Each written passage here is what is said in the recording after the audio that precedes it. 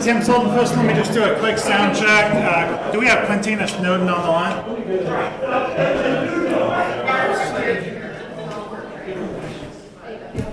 And just a quick check, do we have Quintina Snowden on? Yes, I'm here. How you doing? Okay, Quintina, we will keep you off mute when we get started. So if you need to jump in with a question or clarification, please do so, all right? Okay, and we can go ahead and turn off the mics for right now. We'll start back up in about 5 minutes.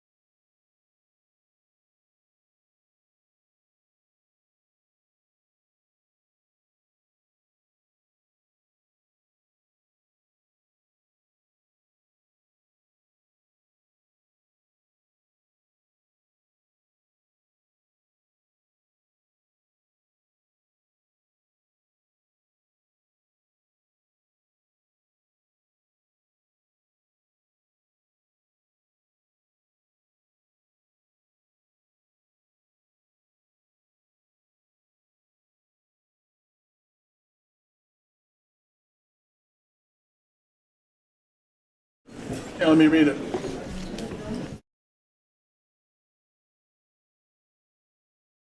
begin the online meeting if we could, and turn on the mic. Okay. See, we are waiting for just a few others to join, and then we'll get started. If we can go ahead and take our seats at the table. Right in here.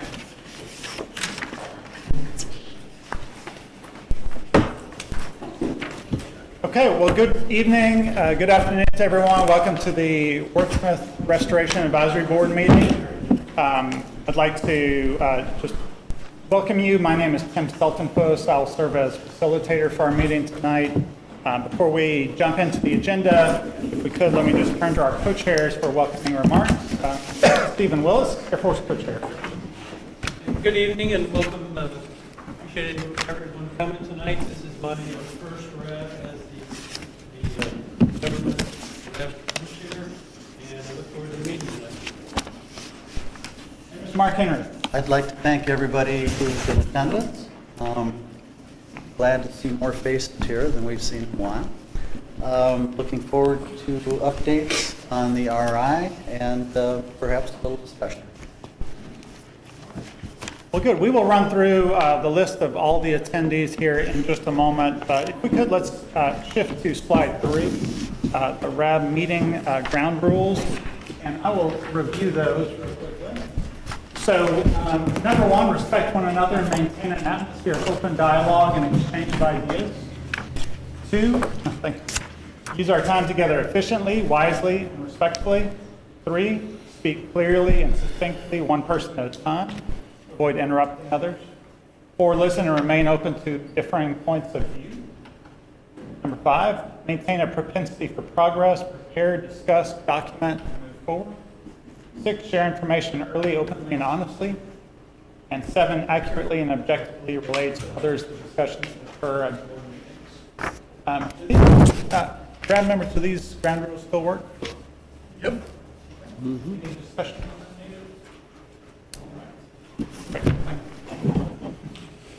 Okay, so let's move to slide 4 if we could. And just to note that this meeting is a hybrid meeting, so occurring both in person and virtually. Let's see, a court reporter is online, and she'll be capturing a verbatim transcript of tonight's meeting.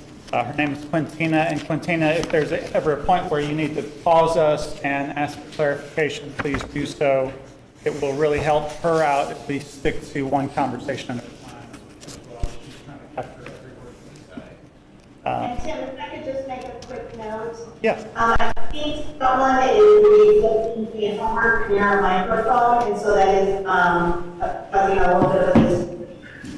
Okay, yeah, so it may be that there's some papers rustling right next to a microphone. Do you mind moving that table tent? This way? Yeah, great. Okay, and Quintina, is it clear now? Yes, it is. Thank you. Okay, great. Let's see. Okay, so RAB members who are here in person, if you have a question during the majority of the meeting, which is for your discussion, please raise your hand. The way we've always raised our hands, actually raising our hands. In a moment, I'll check to see if there are any RAB members who have joined us by telephone or by computer. If so, you can raise your hand electronically. And the meeting support staff will raise their hand here in person, and I'll know to turn to you. Please do make sure and mute your microphones, just so we don't get any background noise. And for RAB members who are specifically joining by telephone, you can press *9 to raise your hand and *9 to lower your hand again. You can mute yourself by pressing *6 and unmute yourself by pressing *6. You'll show up on our display as a telephone number only, so that we'll call on you by number. It may just take a moment for us to get through that process, so I'll pause when I turn to those who have joined by phone. Let's see. So let's move to slide number 5, the agenda. If we could, we have a full agenda tonight. We'll begin with some brief updates from our RAB members, and then review RAB business items like action items from previous meetings. We'll then move into an update about remedial investigations and interim remedial actions.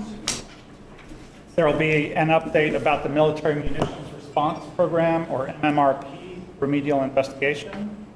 And then we have a lot of time reserved towards the end of the meeting, as we often do, to address RAB member questions and have just kind of open discussion with RAB members. So all of those portions are for the RAB members, for those here at the table and RAB members who have joined by computer or phone for discussion.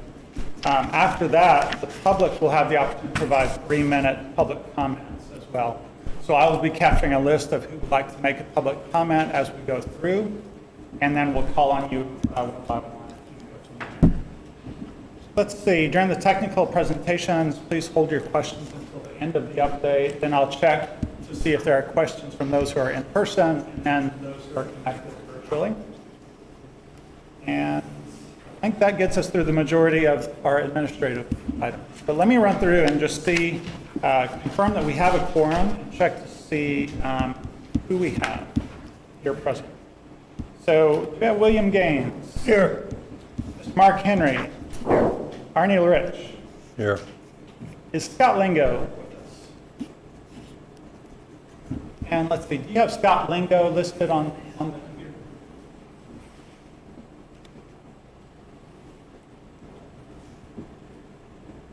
I do not. Okay. Joe Maxwell. Here. Ryan Mertz. And is Ryan listed on those who joined remotely? Okay. How about Greg Schultz? And Mr. Daniel Stock? Here. Rex Vaughn. Rex was traveling today. Maybe mention things. Okay. David Wynn? Here. And Kathy Wustworth? Here. And for the Air Force, we have Stephen Willis. Here. We have Eric Strayer for our Stubble Township. And if you have Eric Strayer listed.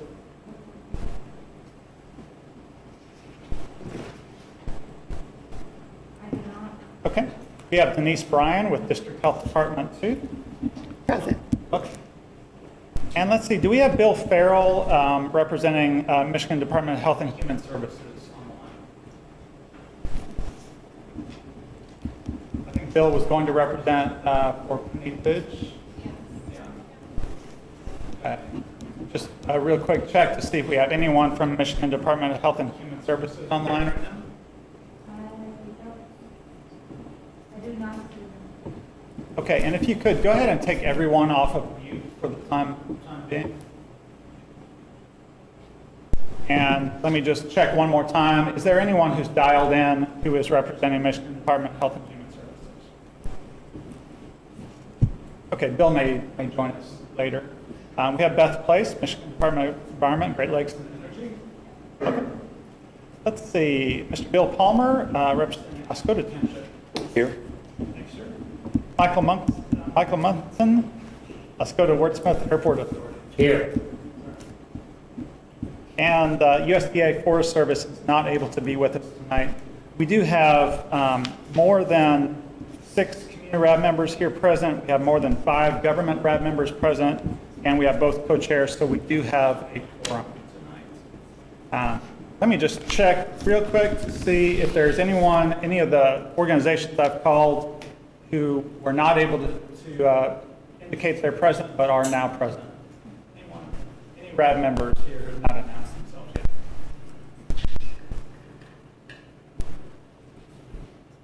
Okay. Well, we may have others join us. We do have a sign-in sheet. Let's see, right there. All right. So if anyone has not signed in who's here in person, please raise your hand and we'll bring that around. And then if anyone has registered to participate virtually, we'll be able to have the sign-in sheet and the list of those who registered to participate. We'll include that in the website. All right. That gets us through a lot of our introductory items.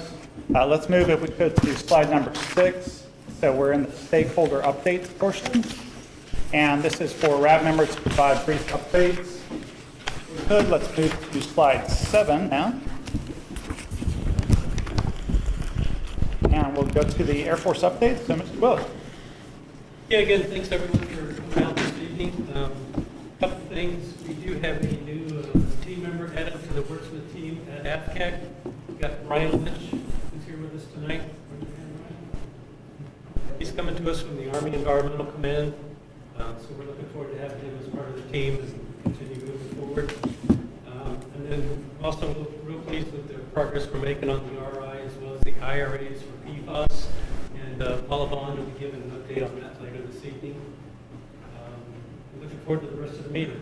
That's all I've got. Okay, that next slide then will walk us through the remaining stakeholder updates. And again, this is just for kind of brief updates that you may have. We'll start with community RAB members. And Mark Henry, community co-chair, we'll start with you. The RAB hasn't done much since the last RAB meeting. We've had a couple of internal meetings to discuss a few things. Some of us are still going through the RI document, but I don't really have anything to report. And to Mr. Bill Gaines. No. Arnie Ulrich. No. Okay, Joe Maxwell. Nope. Let's see, Mr. Daniel Stock. No. All right, David Wynn. Nothing at this time. Kathy. Well, I guess I'm going to make up all of their All right. passes there because I have quite a few items. There you go. Give you more time. Okay. In the last month or two, along with some Great Lakes PFAS Action Network members visited the Grayling RAB. And so we got to get an idea of how different RABs operate. So that was very interesting. But we did offer some, collaboration and assistance and, just sharing of ideas. I think it's important for our RABs to be connected in Michigan and the U.S., so we took that opportunity. They actually have a newsletter that we are going to sort of model in that it's going to be a document that is more simplified, very short, concise, document that we can share with amongst our RAB members and with the community in understandable terms that we'll produce after each RAB. So include all that information that's in all these documents in an easier to understand document. So that will be forthcoming. We've also met with other impacted military communities through that Great Lakes PFAS Action Network. We've conducted presentation at various events and have some future events that we're going to be presenting at. I did want to mention the budget conversation. We brought, both Arnie and I, there's an open item about the budget for this project itself. We also received document, I believe we received it through the Air Force. It's the April 22 PFOS and PFOA at base realignment closure locations. And in that, it does mention the various budgets for the BRAC sites. And, I just wanted to bring up, for perspective purposes, that I looked at a few of the different BRAC bases that are sort of similar in terms of budgets. If we look at the Wurtsmith budget, the planned obligations for FY22 are 14.8 million or so. And then planned obligations after FY22 are 196 million, or 196.5 million, I guess, according to this document. If you relate that to Pease Air Force Base, theirs is both the 18 million for this year and then 151 million and a half or so for the future. And then Reese base in Texas has, I found this interesting, a $287 million planned obligations for the future. So that was starkly different than ours. So, but in this report, it does list the highest detection of PFAS and PFOA in groundwater, and Wurtsmith is starkly higher than most of those at 171 million parts per trillion for PFAS. That's been detected. All right, so the next item is that we have an open item for the PFAS Wurtsmith history, that report that was created with National Wildlife Federation. We're still waiting response from the Air Force on that report, which we requested in, I think, November of this last year. I do have a question about the tree removal in that Benetton Lake area in terms of where the trees went and where the trees went. I think I understand why they were removed, but I'm just curious where they went. And then we also were participating in a meeting with Deputy Secretary Kidd, some members of different RABs and communities throughout the U.S., met with them virtually in this last quarter. And then tomorrow we have a local now meeting for our Near Water Group at the VFW. Those are my updates. Thank you. And really, that's what this portion of the agenda is for, just kind of those updates, especially on things that have happened since the last RAB meeting. Just quickly run through all the activities. Sounds like you've been busy. Many of us have. Right. Well, let's continue on with our government RAB members now. The Forest Service representatives are not with us this evening, but let's turn to Beth Place with Michigan Department of Environment, Great Lakes. Thank you. So, Beth Place with Eagle, and really just a few quick updates. We want to mention that our Mmrp town hall meeting for Eagle updates on the former Wurtsmith Air Force Base, Oscoda area sites, that'll be on June 22nd. Right now that's scheduled as a virtual meeting. So folks have that. Currently our website, some folks may know that the Mmrp websites are kind of undergoing overhauls, so there's been a bit of a delay in information coming out, so please bear with us as we get that back up to date.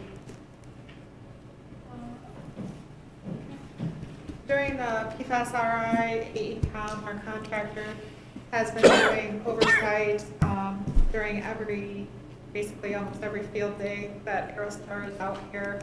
So I just want folks to be aware that they're doing that, as well as collecting quality assurance samples. So basically a duplicate sample of what Air Force is collecting for about 10% of the samples that are collected for PFAS.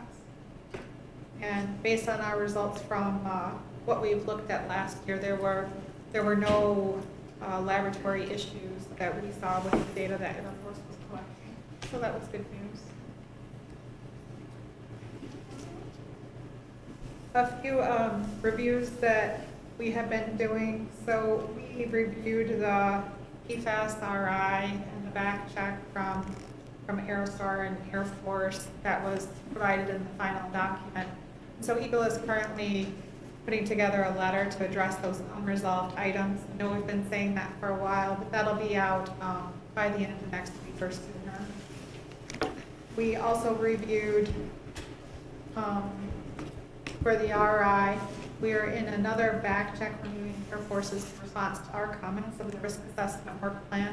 That's still over at Eagle, and we expect that review to take a week or two longer before we provide that back to Air Force. We completed a back check on the biota sampling plan, which is associated with that risk assessment work plan. So that is back with Air Force. We did have a few unresolved issues still on that plan that we hope to work through. And we also reviewed for site SS72, we reviewed a risk assessment for that recently, provided comments to Air Force. Additionally, we also have been reviewing some items for the vapor intrusion pathway, and want to introduce our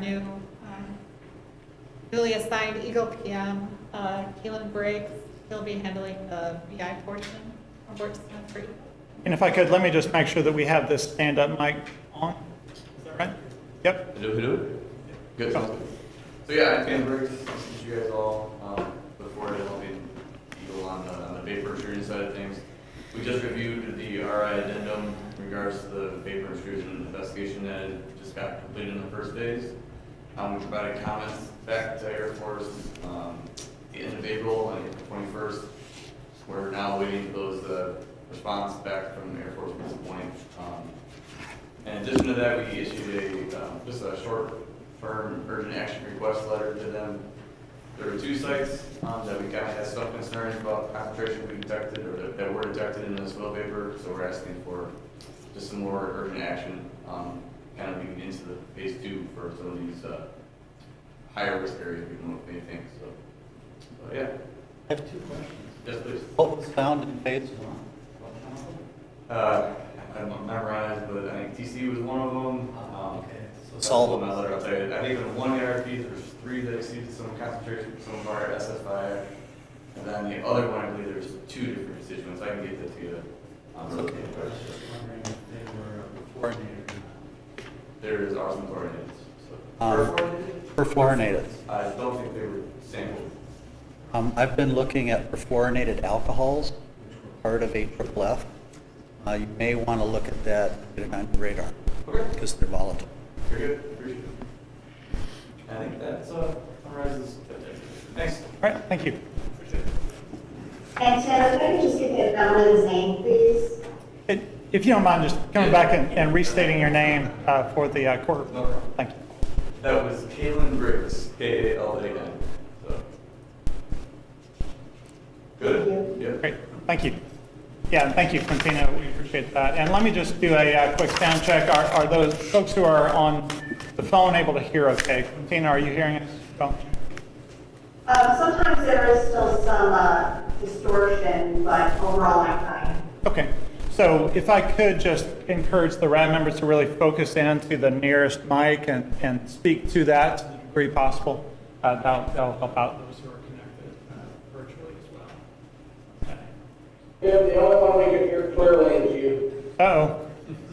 And I'm the one who has the least interesting things to say. They lean toward their microphone when they're speaking. Okay. Okay.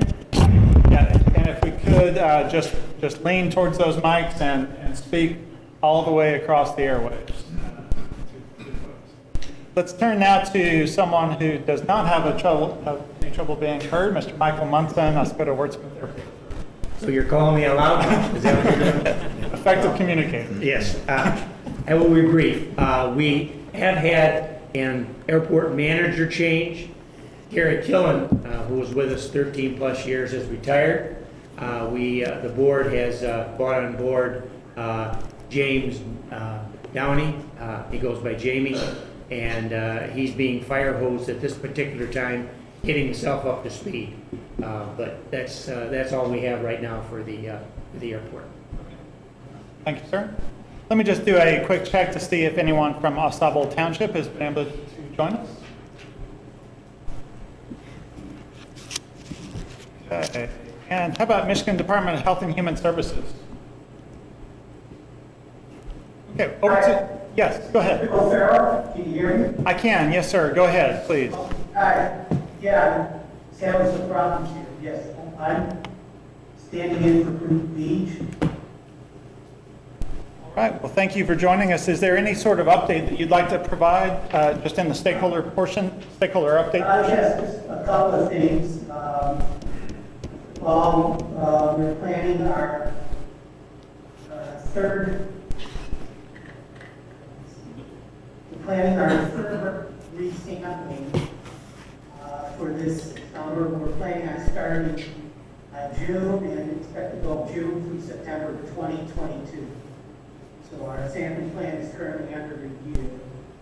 And then we'll be reaching out, typically the way it works is that we'll be calling residents, we'll be reaching out to everybody. So even if you have never been sampled by MDHHS, you're still eligible for resampling if you're one of the areas of investigation. If you have any questions or anything, residents can reach out to Police Beach. I can give a phone number. It's 517-582-4104. Nick is out of the office until 5:21. But after that, we can call. And like I said, they will be reaching out to everybody who has been sampled at any time during the investigation. And then the May The 2022 Eat Safe Fish Guidelines were released on April 2nd. Public can access the Eat Safe Fish Guides at, maybe I can put this in the chat, this website. Let me try that, see if that works.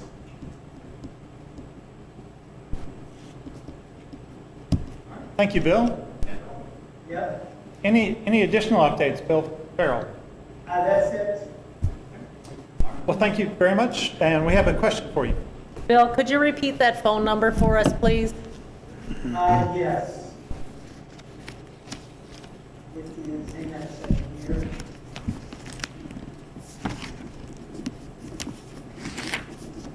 The phone number is 517-582-4104. And that is for Kenny Vidge with Michigan Department of Health and Human Services, correct? Yes. Thank you. Yep. All right, thank you very much for joining in. Let's turn to Bill Palmer, representing Oscoda Township. Yes, thank you. I don't really have an update other than the township is continuing to extend municipal water lines to get municipal water to areas of concern. I do have an issue I would like to discuss, but probably later in the meeting, that has to do with the Air Force use of the stormwater system. Probably that will come on later in the meeting under the RAB questions and discussion. Great. I'll make sure and capture this so I can prompt that up. Okay, thank you. Okay. And over to Denise Bryan with Department of Health District. Good evening, Denise Bryan, Health Officer for District Health Department 2 and 4. My update is congratulations and recognition now. We at District 2 submitted a nomination really recognizing the hometown heroes that exist in this community, advocating for PFAS and PFOA, advocacy work, legislation, and remediation tirelessly for our community, for visitors, and for our veterans. And they have been personal heroes of mine in talking with Corey and Devin and the department staff. It was unanimous, and we have several times written for the recommendation for the award, and they were selected by the state to receive that Hometown Hero Award in April of this year.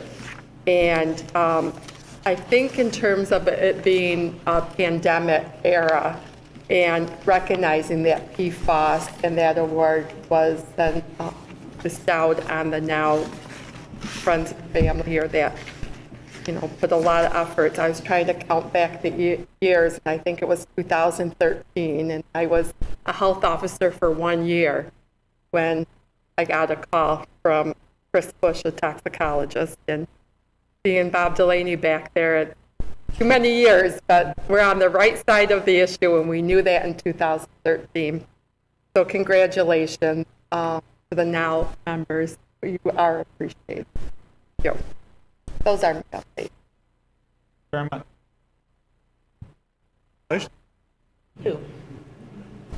Okay, let's move to slide number 9, if we could. We're moving into the RAB business portion of our agenda, and actually to slide 10, if you could. Action items have been a matter of discussion among the co-chairs. So that next slide, just a note that the co-chairs have a standard process by which they meet a couple of weeks, typically after a RAB meeting, run through the list of action items that existed prior to the meeting and any that were captured during the meeting.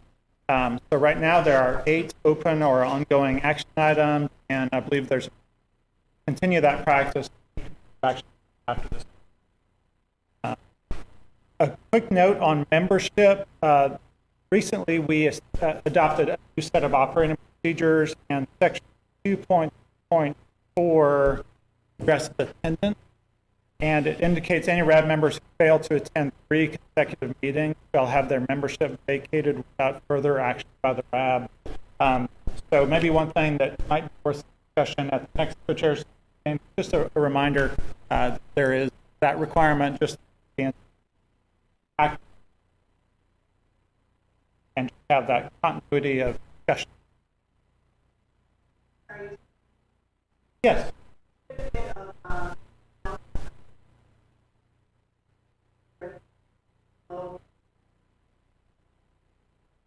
Okay.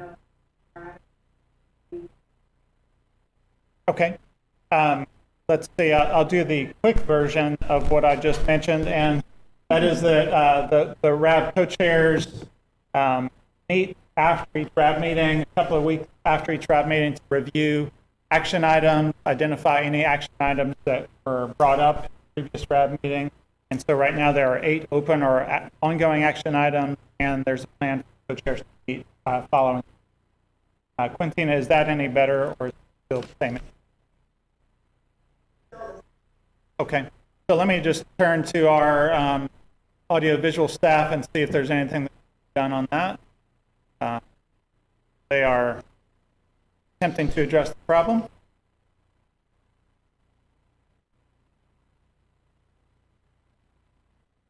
Okay.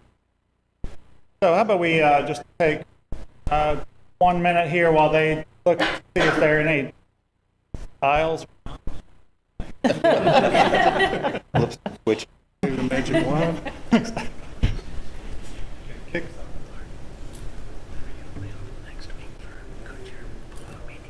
I'm sorry, say again. We can't address the problem if you're not. Okay, so I'm going to just continue to drive on, and we'll check in just about 30 seconds or so to see if that's improved at all. Just a recap, the operating procedures section 2.2.4, attendance indicates any RAB members who fail to attend 3 consecutive meetings shall have their membership vacated without further action by the RAB. So just a reminder to please make sure and do attend. So let me pause there and see, Quintina, is that still having the same problem? Okay, perfect. Thank you very much. Co-chairs, anything you would like to add in terms of RAB business? I don't have anything. Nothing comes to mind. Okay. All right. Well, so let's move into our presentations if we could, and we'll move to slide 11. This is our first Air Force technical presentation, and Paula Bond of Aerostar will present. So we'll turn to Paula.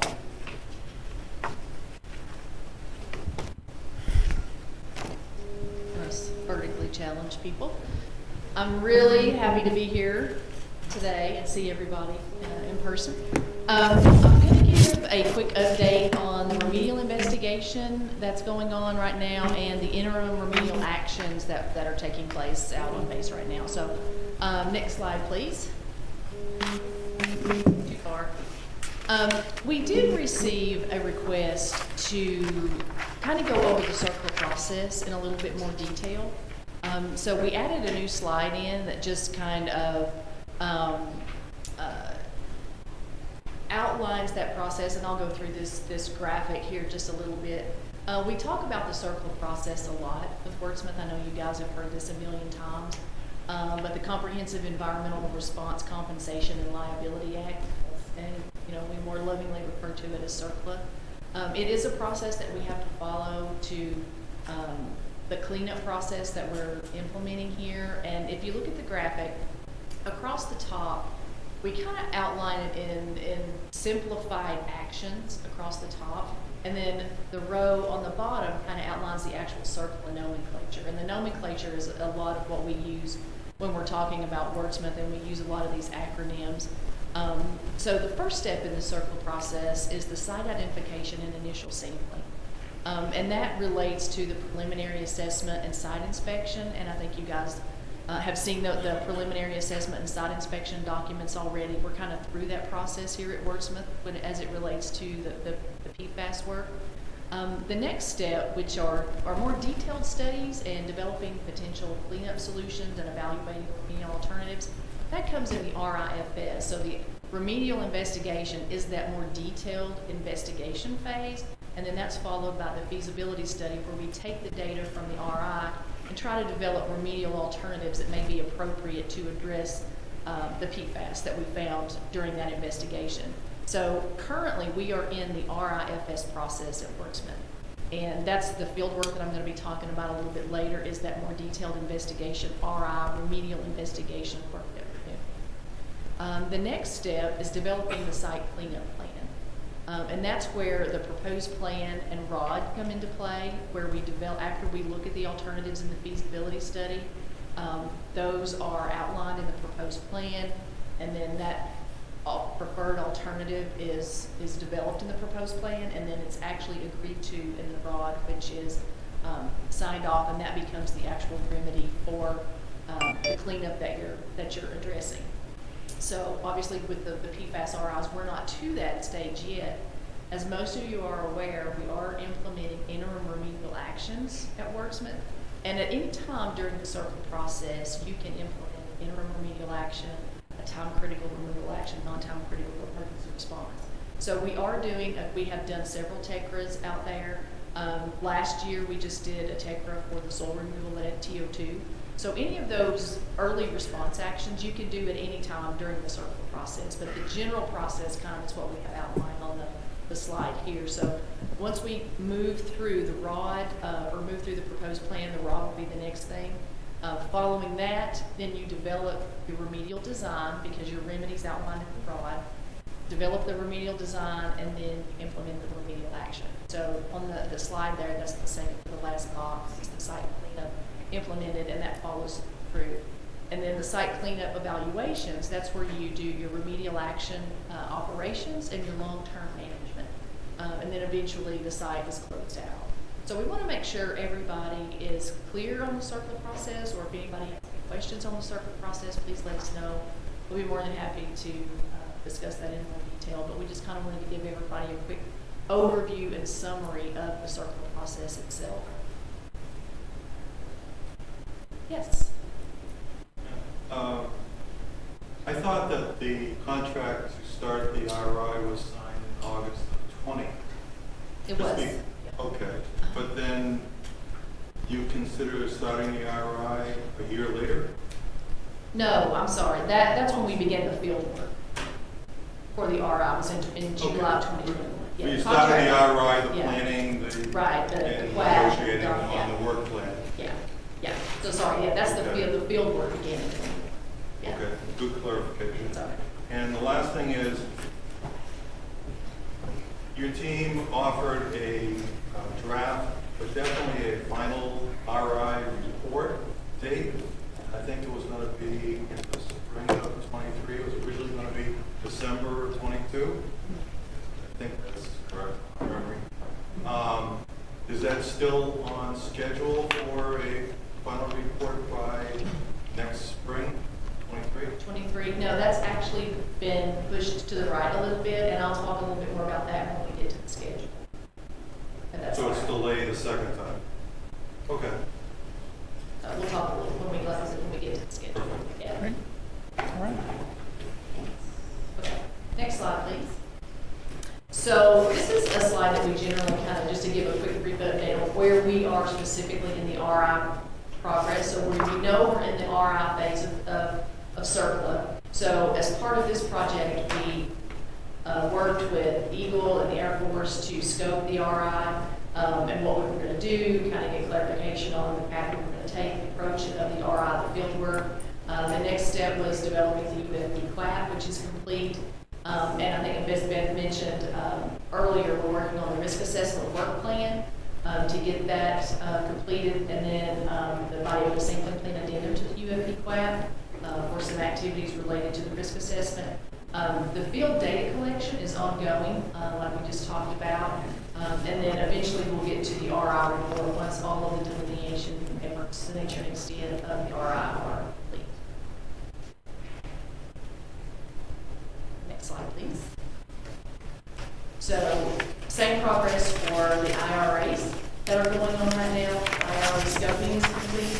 The proposed plans, we're doing 2 IRAs, just to kind of refresh everybody. FTO2 at Clark's Marsh and Bannett Lake at Kimbrella Memorial Park. The proposed plans for both of those IRAs are complete.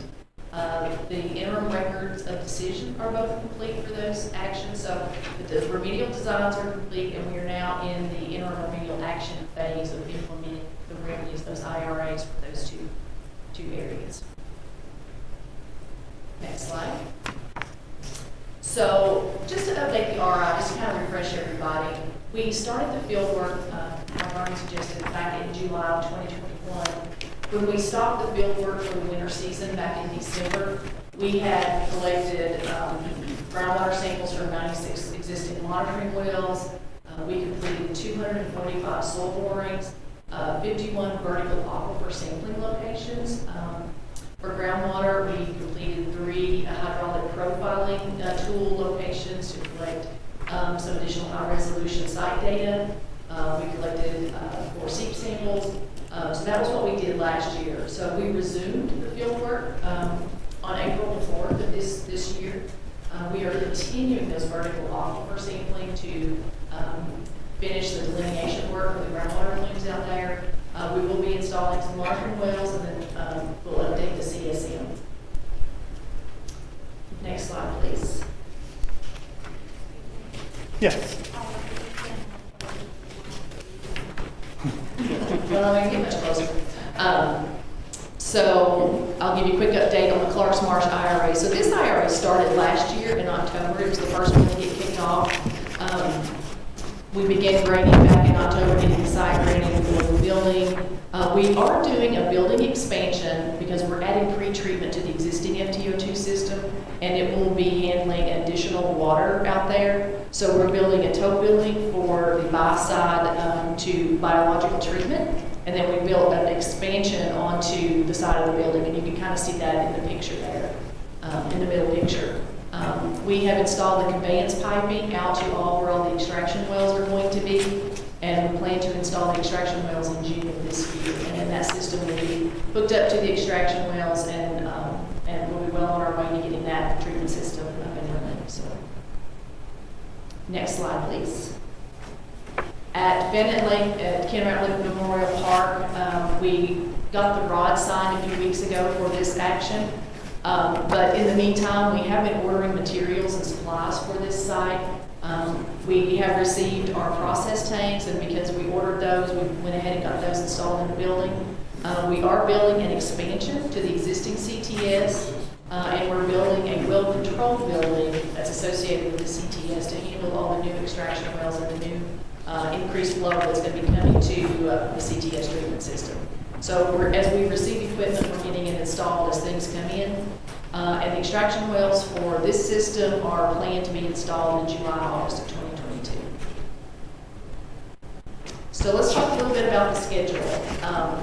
As we were just talking about, for the remedial investigation, we started field work back in April. We're going to continue that this field season. And the RI, the field work will continue on into next season. So that is why that has been pushed out, and that's why the schedule for the RI is also going to be pushed out to 2023. So, Paula, let yeah. me just interject here that Sure. We're not going to finish the RI under this contract. At this point in time, we are under this contract. We will not have enough time to finish the RI. We know there's data gaps. We know there's additional step outs that need to be done. We've got the biota sampling and the risk assessment for both human health and eco that we just will not have time to get done and get an RI report written and through the entire review and approval process. So we've already programmed funding to finish the RI under a follow-on contract. We're already talking with Eagle about scoping on that in terms of looking at the other side of Van Etten Lake, the other side of Van Etten Creek. So we recognize that there's still work to be done, but we just are not going to be able to finish it under this contract. So like I said, we program funding. As soon as we can get the money in the next fiscal year, we'll award that contract and continue working on the RI. So we'll write up a report at the end of this document what's been done. But at this point, we plan not to do the biota sampling or the risk assessments under this contract. We'll do those under the follow-on because we don't want to start them and run out of time without being able to finish them. Go ahead, Arnie. Question. what kind of delay, and that happens, I understand, contracts, and then you have to go to another one, and then there's a transition in between. So how much would you estimate has been added to the schedule and delay because of that? Well, the good thing is that in the follow-on contract, we'll be able to use the existing QAP as well as the risk assessment work plan and the biota sampling plan. So we won't have to write any of the planning documents up front. We'll be able to go right into the field work in that follow-on contract. So in all likelihood, it would be awarded probably in the fall, winter, so that next spring we would start field work. So it'll probably push completing the RI out probably a year.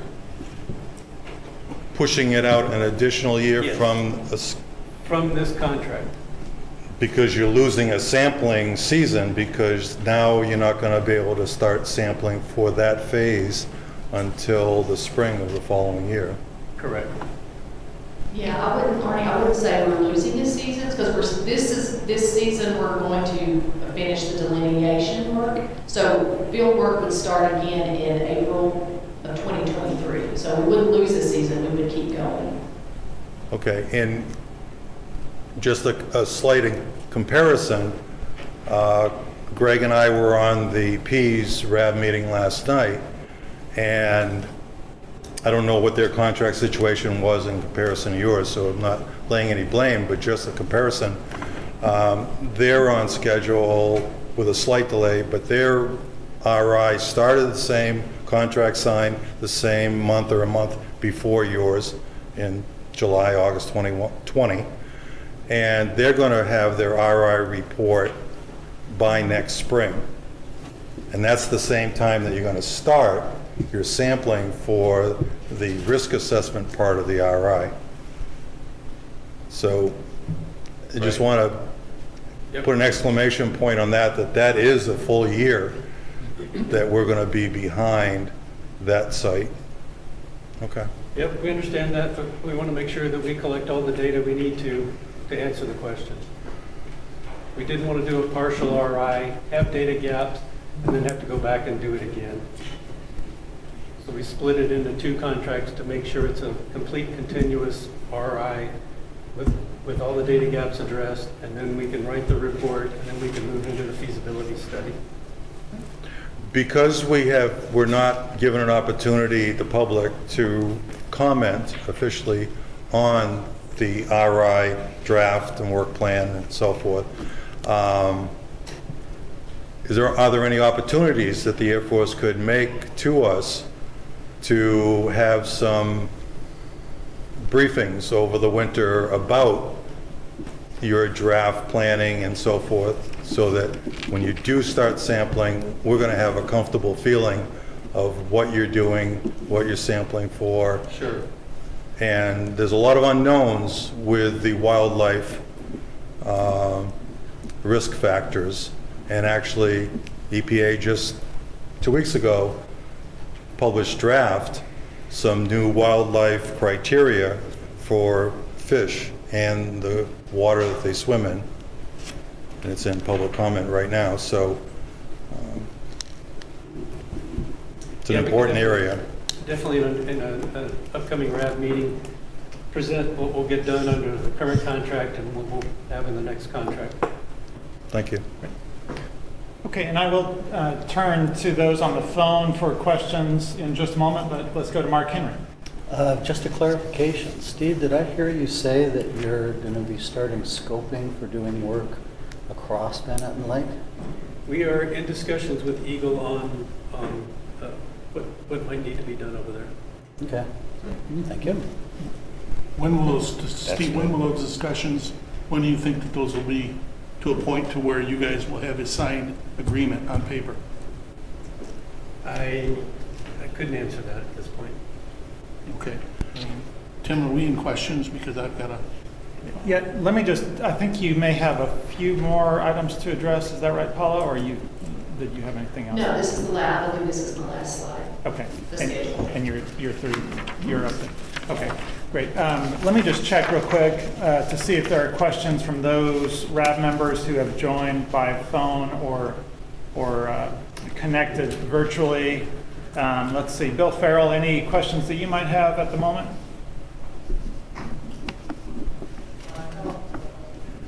Okay, I think that was a no. We have a question from Rex Vaughn. Okay, Mr. Rex Vaughn, go ahead, sir. This is a question for Paul. On one of your slides, we've been talking about the different steps in the circle process. I noticed that the term ESI was left out, and I remember that being kicked around a lot a few months back. I think that's good for extended site investigation. Yes, that's. Did you just simplify that chart and pull that out there, or did it not occur, or is it no longer considered an ESI step? Well, and I'll let Steve clarify this, but the ESI is not an official step in the CERCLA process. That was just in addition to, the site inspection is actually the step. So additional work was done after the initial, it's hard to talk, I can't see somebody. The initial step of the SI was taken, and they realized they wanted to collect some additional data. So that data was collected, but an ESI, and I think some places call them supplemental site inspections, they're not really an official step in the process. It was just additional data that was collected, and that's kind of what it was called. Stephen, anything else that you'd like to add? No, that's accurate. Okay. Rex, does that address the question, sir? Well, as common as that phrase was a few months back, I find it odd that it would now just vanish. Well, we can, because that slide, Rex, was just a general slide. It wasn't necessarily what happened here at Wurtsmith. But if that would help, I can add that back in. If you guys want to see that on the slide next time, I can add that in. Don't change your chart. Just, I'm trying to understand why it's so popular and now it's not. Okay. So thank you. All right. To David Wynn, then. Okay. I want to start with the RI. Based off of the published RI that was in the administrative records, there are approximately 186 unresolved comments in there between Eagle and the Air Force. Where does Eagle and the Air Force stand on those 186 unresolved comments? And when will those be resolved, if ever? Chair, this is Beth Place with Eagle. For the unresolved comments for the RI, these are the ones we've talked with you before. There's kind of a global conversation that Steve mentioned that we can get into more detail in a minute on the east side. But we are producing a letter to get back to Air Force on kind of combining some of those unresolved comments and the ones that we really want to talk about. It's still somewhat of a long list of unresolved items. We had hoped to have that out today, but it will be out sometime next week. So when do you anticipate those, do you anticipate all of those issues being resolved, or are you just at complete odds on some of them? So I would hope that some of those would be resolved. I plan to engage in, discussions. I know we'll have SPP meetings in the future, things like that. We're hoping the letter will generate some conversation. That's something that we're requesting within that letter. Okay. Steve, do you agree with that? Yeah, the hope is that we can resolve them all. There may potentially be some unresolved comments where we agree to disagree. Yeah, I'm okay with that. I just asked the question. The east side of Van Etten Lake, I know that based off of conversations that we had a week ago with Mike Neller on a conference call, there was an issue relative to Dr. Tarmath and your team were supposed to sit down and review where you're at with the east side of Van Etten Lake, because the data, the last 9 quarters of data that Eagle has collected on the southeast part of the lake shows that there is definite PFAS there, and it's supposedly not coming from anywhere else. So the question is, I think it's a good issue that you guys are talking back and forth about east side of Van Etten Lake. We have another winter, another summer that's coming along, and I'd like to know, is there a time frame that's going to be put on that? We've been talking about the east side of Van Etten Lake for 2.5 years. I can't say that we've got a timeline yet. We had a conversation last Friday with some agreed to new direction on this. Okay. And so we are working kind of in a phased approach to come to common agreement and a plan forward. Is that going to be documented and added to the RI? Is the RI work plan? If an amendment to the RI work plan is necessary, yes. If it's already covered in the work plan, if it's simply a step out from an existing sample, that's covered in the RI. If we're doing something completely different from what's in the work plan, then it would require an amendment. Mark, you have a puzzled look on your face. There are no samples that I've seen in the work plan planned for the southeast corner. So we've already sampled along the creek, and we've already got an exceedance. So we're going to step out to the other side of the creek. Okay. And if we sample there and we've got exceedances, we'll continue to follow that. We've got samples on one side of the dam. We're looking at sampling on the other side. So I'm not sure how adequately that's covered in the QAP, and if we review it and talk with Eagle and think it warrants a revision of the QAP, then we'll issue an amendment. Okay. It would seem like there would need to be a figure added to the document to indicate that. Let me just turn to Beth real quick and see if there was anything else you'd like to add on that conversation. Yeah, thanks, Steve. I know, I wanted to check in with my management on the line. I'm not sure if Mike Miller, our RD division director, could make it, or Dave Klein, our Superfund section manager. And do we have Mike Neller or David Klein listed among the attendees? Yes, we have David Klein. Okay. And if you could ensure that David Klein and Mike Neller are off mute. Mr. Klein, Mr. Neller, anything that you would like to add in on this conversation topic? Hi, this is David Klein. I think we had a good conversation with the Air Force on the additional work we were looking for. The main thing we're pushing for is to get the full nature and extent of contamination defined, we'll pick it on certain things. We were concerned about defining contamination within Van Etten Lake and where they can go, including potentially the east side of the lake.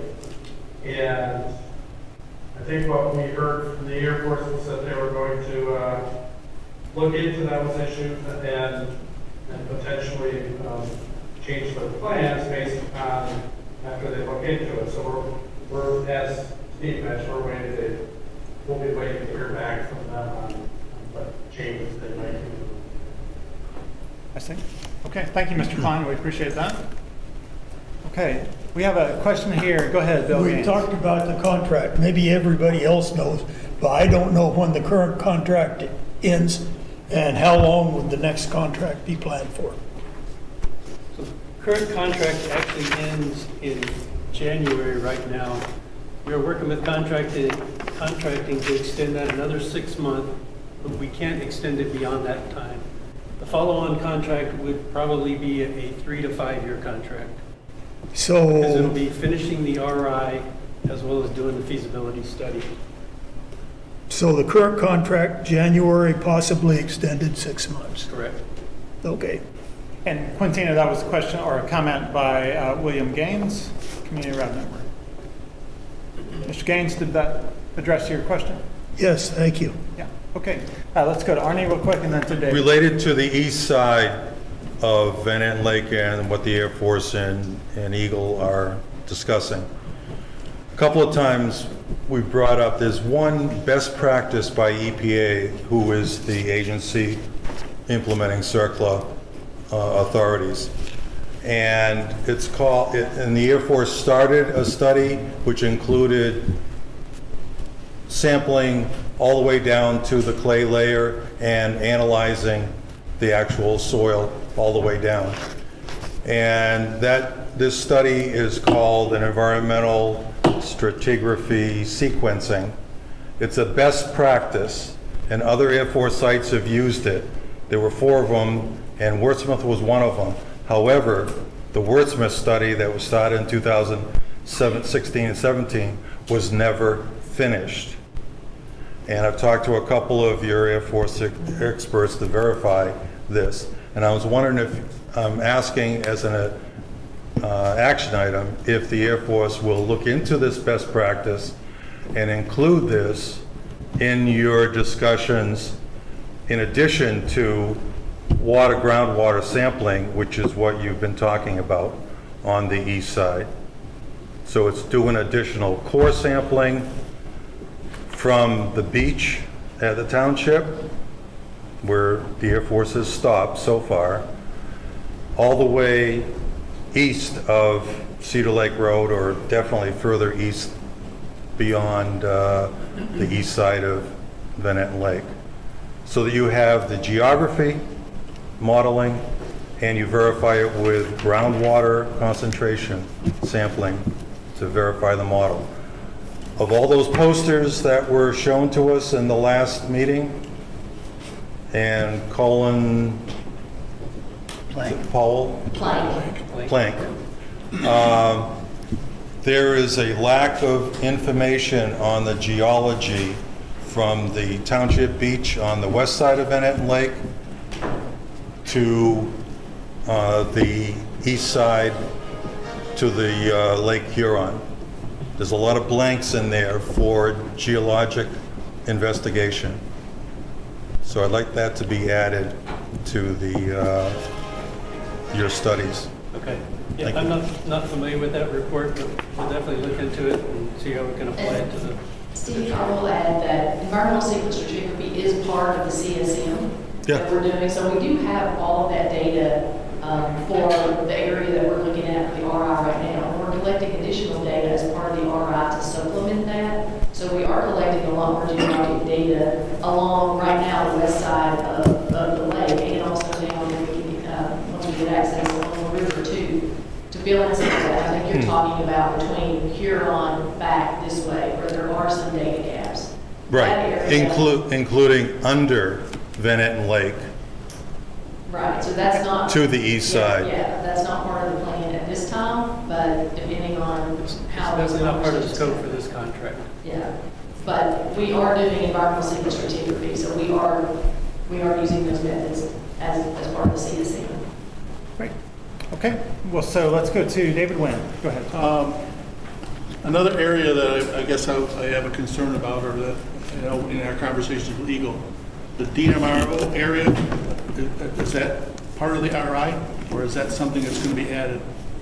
No, it is, yes. It is. So you guys will be stepping out that far?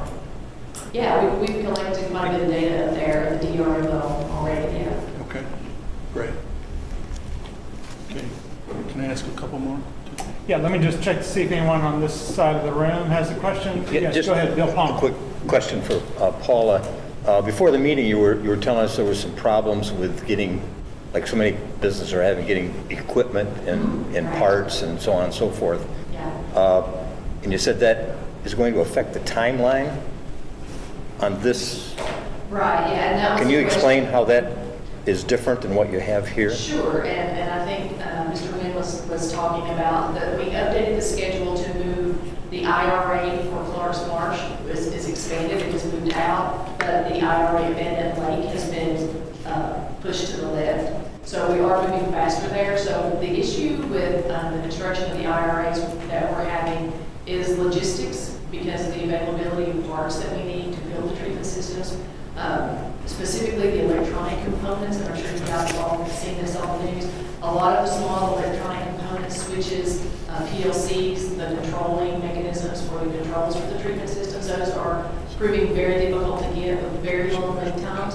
So we have been working over the winter on Clark's Marsh. We ordered a lot of supplies, and as we saw those lead times for those materials were taking a very long time, we went ahead and started ordering things for the Van Etten Lake IRA. So that's why those materials have already been ordered. So that schedule has moved to the left. So it's speeding up. But then realizing those delays for Clark's Marsh, because that's when we started ordering, that one has pushed to the right a little bit. So that's kind of the difference in the schedule there. But both are scheduled to be done late summer or turned on up and running by late summer this year. So. And Mr. Palmer, does that address the question? Yes. Okay, great, thank you.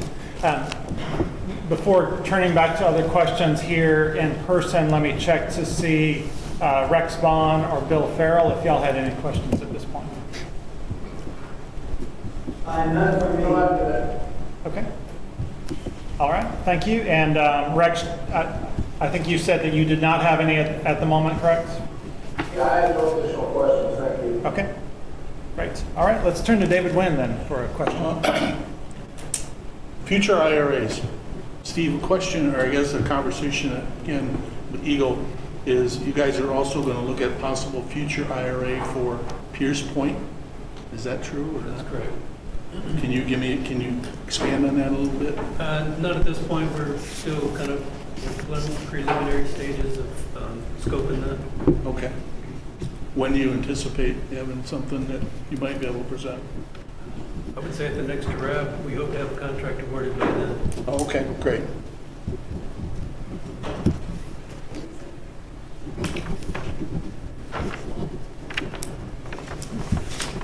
Okay.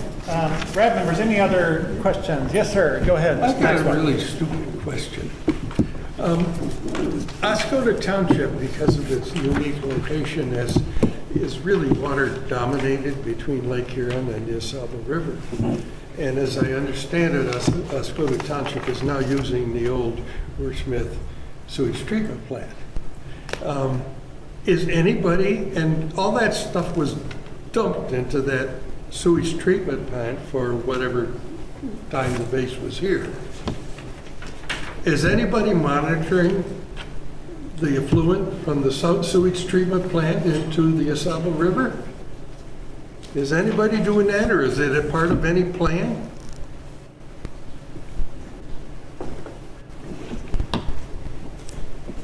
So I think you're talking about the wastewater treatment plant? Uh-huh. Okay.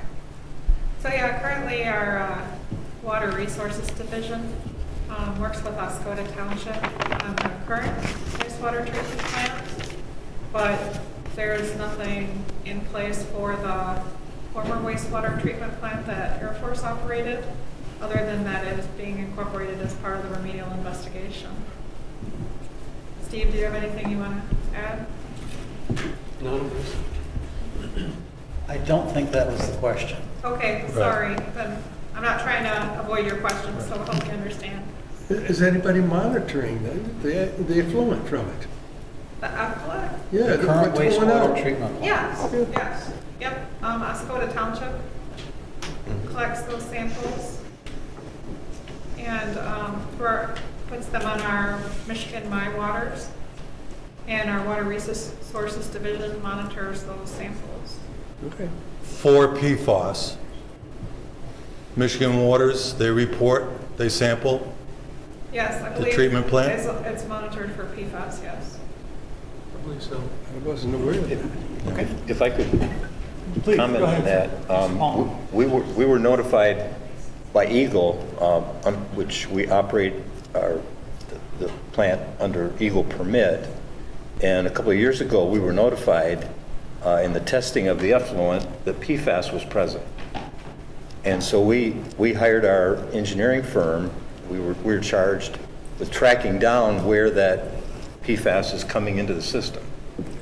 The township spent at that time, I think, about $30,000 doing an investigation. There was still effluent that was showing signs of levels of PFAS. So we had to do another investigation in the amount of about $39,000. I guess the question I'd like to put out to the Air Force is, what is the Air Force doing to help the township try to track down where the PFAS contamination may be coming from on the base? We have been tracking it off the base with sewage that comes into the system to try and track it down, but we're expending a substantial amount of money under Eagle's requirements to track down the sources of this PFAS. And there's certainly, I would think, a chance that some of that could be coming from the base into the system. And it doesn't seem that the township should have to undertake the cost for that portion of it. Can I add something to that? Yes. This question was brought to Dr. Varley, I guess 3 RAB meetings ago, and she thought that the Air Force should be conducting an investigation on the base as to where the source was. Do we have anything in the RI scope for that, Bill? Not necessarily, or not specifically related to the wastewater treatment plant. We are looking at the groundwater around the wastewater treatment plant because we do know there's a plume over there. So we're delineating that piece, but material coming from the base going to the wastewater treatment plant, we're not really focused on looking at that.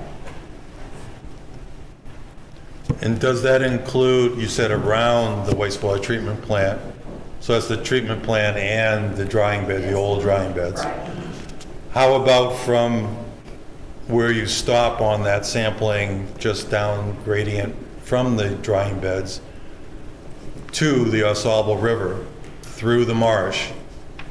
Who's looking at that? Because that soil holds on to PFAS a lot more than sand and so forth. Yeah, we are looking in Clark's Marsh, and one of the issues from the wastewater treatment plant down to the river is access.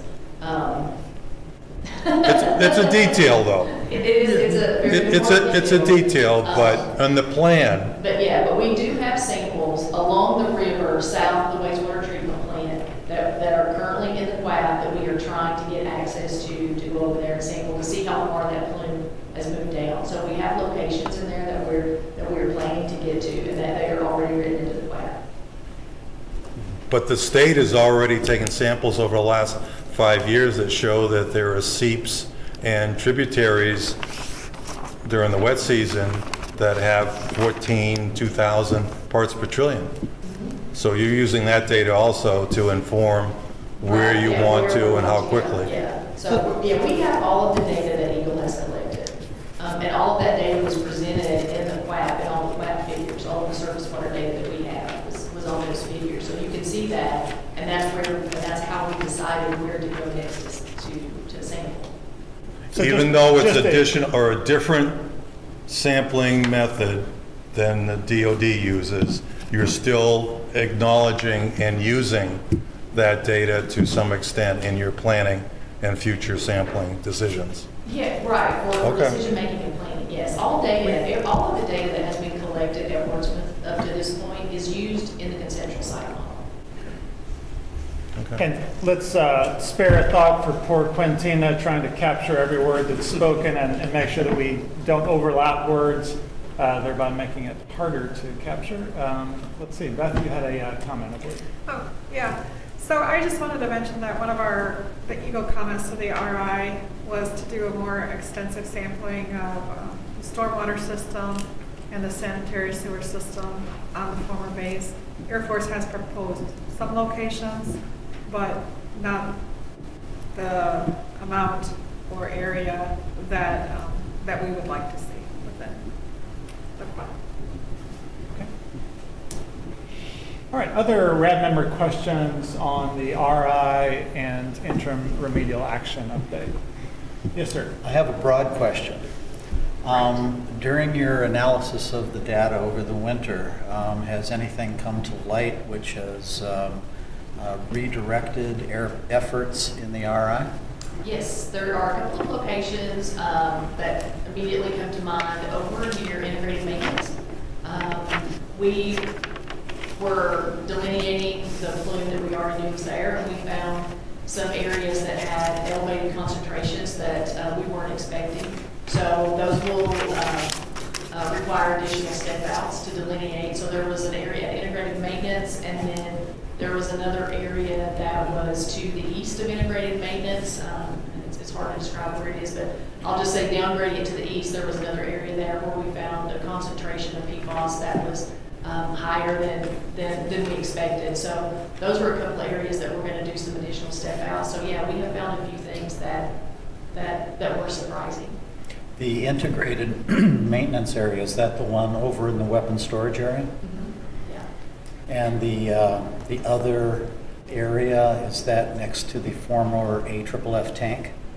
No, it is down gradient.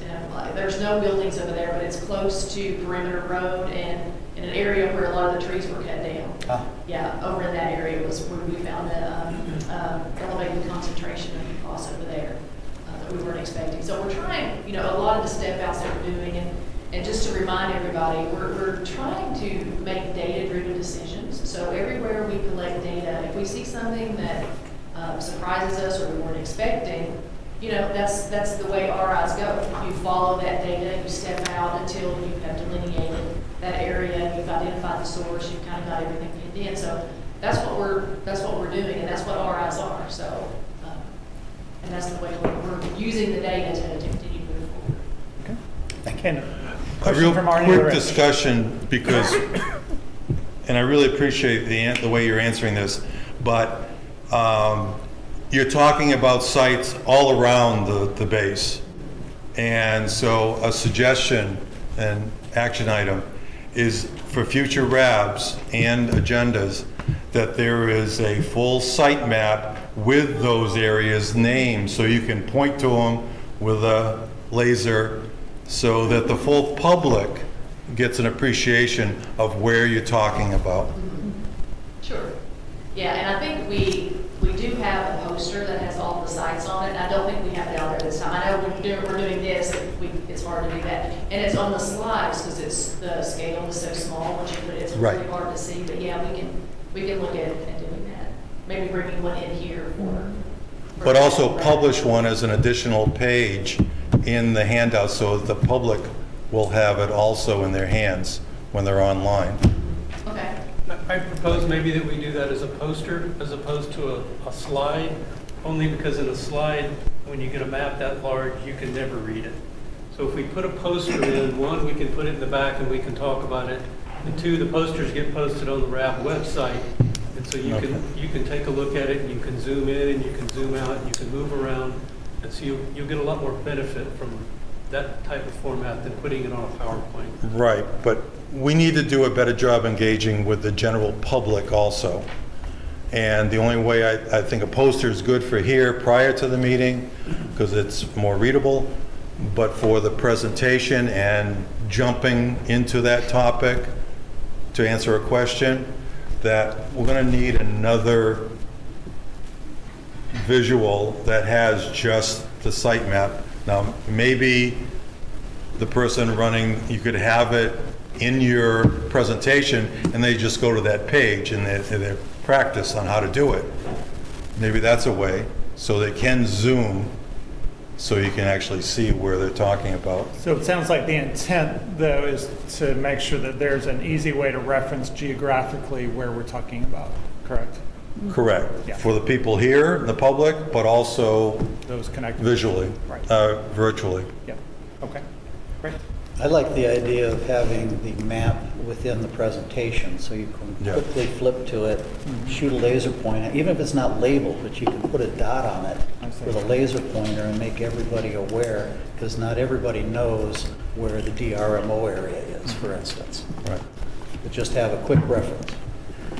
In other places, they actually publish an update of their map of the whole base that has all the IRPs, the areas of concern, and all those at least once a year, sometimes more frequent if there's a major change. But they publish that as an additional page in their presentation, so everyone has it. Yeah, and I think that figure is on the Air Force on the website with all the RAB materials that has all the IRP sites and the PFAS sites that we're looking at.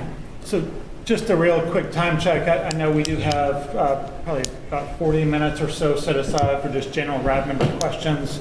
There is an additional presentation to give, so let me just see if there's specific questions pertaining to this remedial investigation, interim remedial action briefing that's just been given before we move to the military munitions response program update. Yes. This is Beth Place with EGLE. So I just wanted to mention a couple items I forgot to mention in the stakeholder update that pertain to this. So for the Van and Lake IRA, once the ROD is published on the administrative record and we have a version of the signed copy, which it may already be out there, Steve, I haven't checked. It's not quite up yet, but it has been signed. Okay, great. So once we receive that signed copy, then EGLE anticipates submitting a concurrence letter for that record of decision for the Van Etten Lake IRA. And then the second item that I forgot to mention also with the Van Etten Lake IRA is that we received the Air Force response to comments on the remedial action work plan for that. Last Tuesday, we responded earlier this week. We still do have a few unresolved items. We've asked to have a discussion with Air Force about those items, but most of those comments I don't anticipate them delaying any construction. Thank you. Thank you, Beth. Okay, any other questions for Paula on the update she's provided? Okay, let me just check to see if we have any questions from Bill Farrell or Rex Vaughn.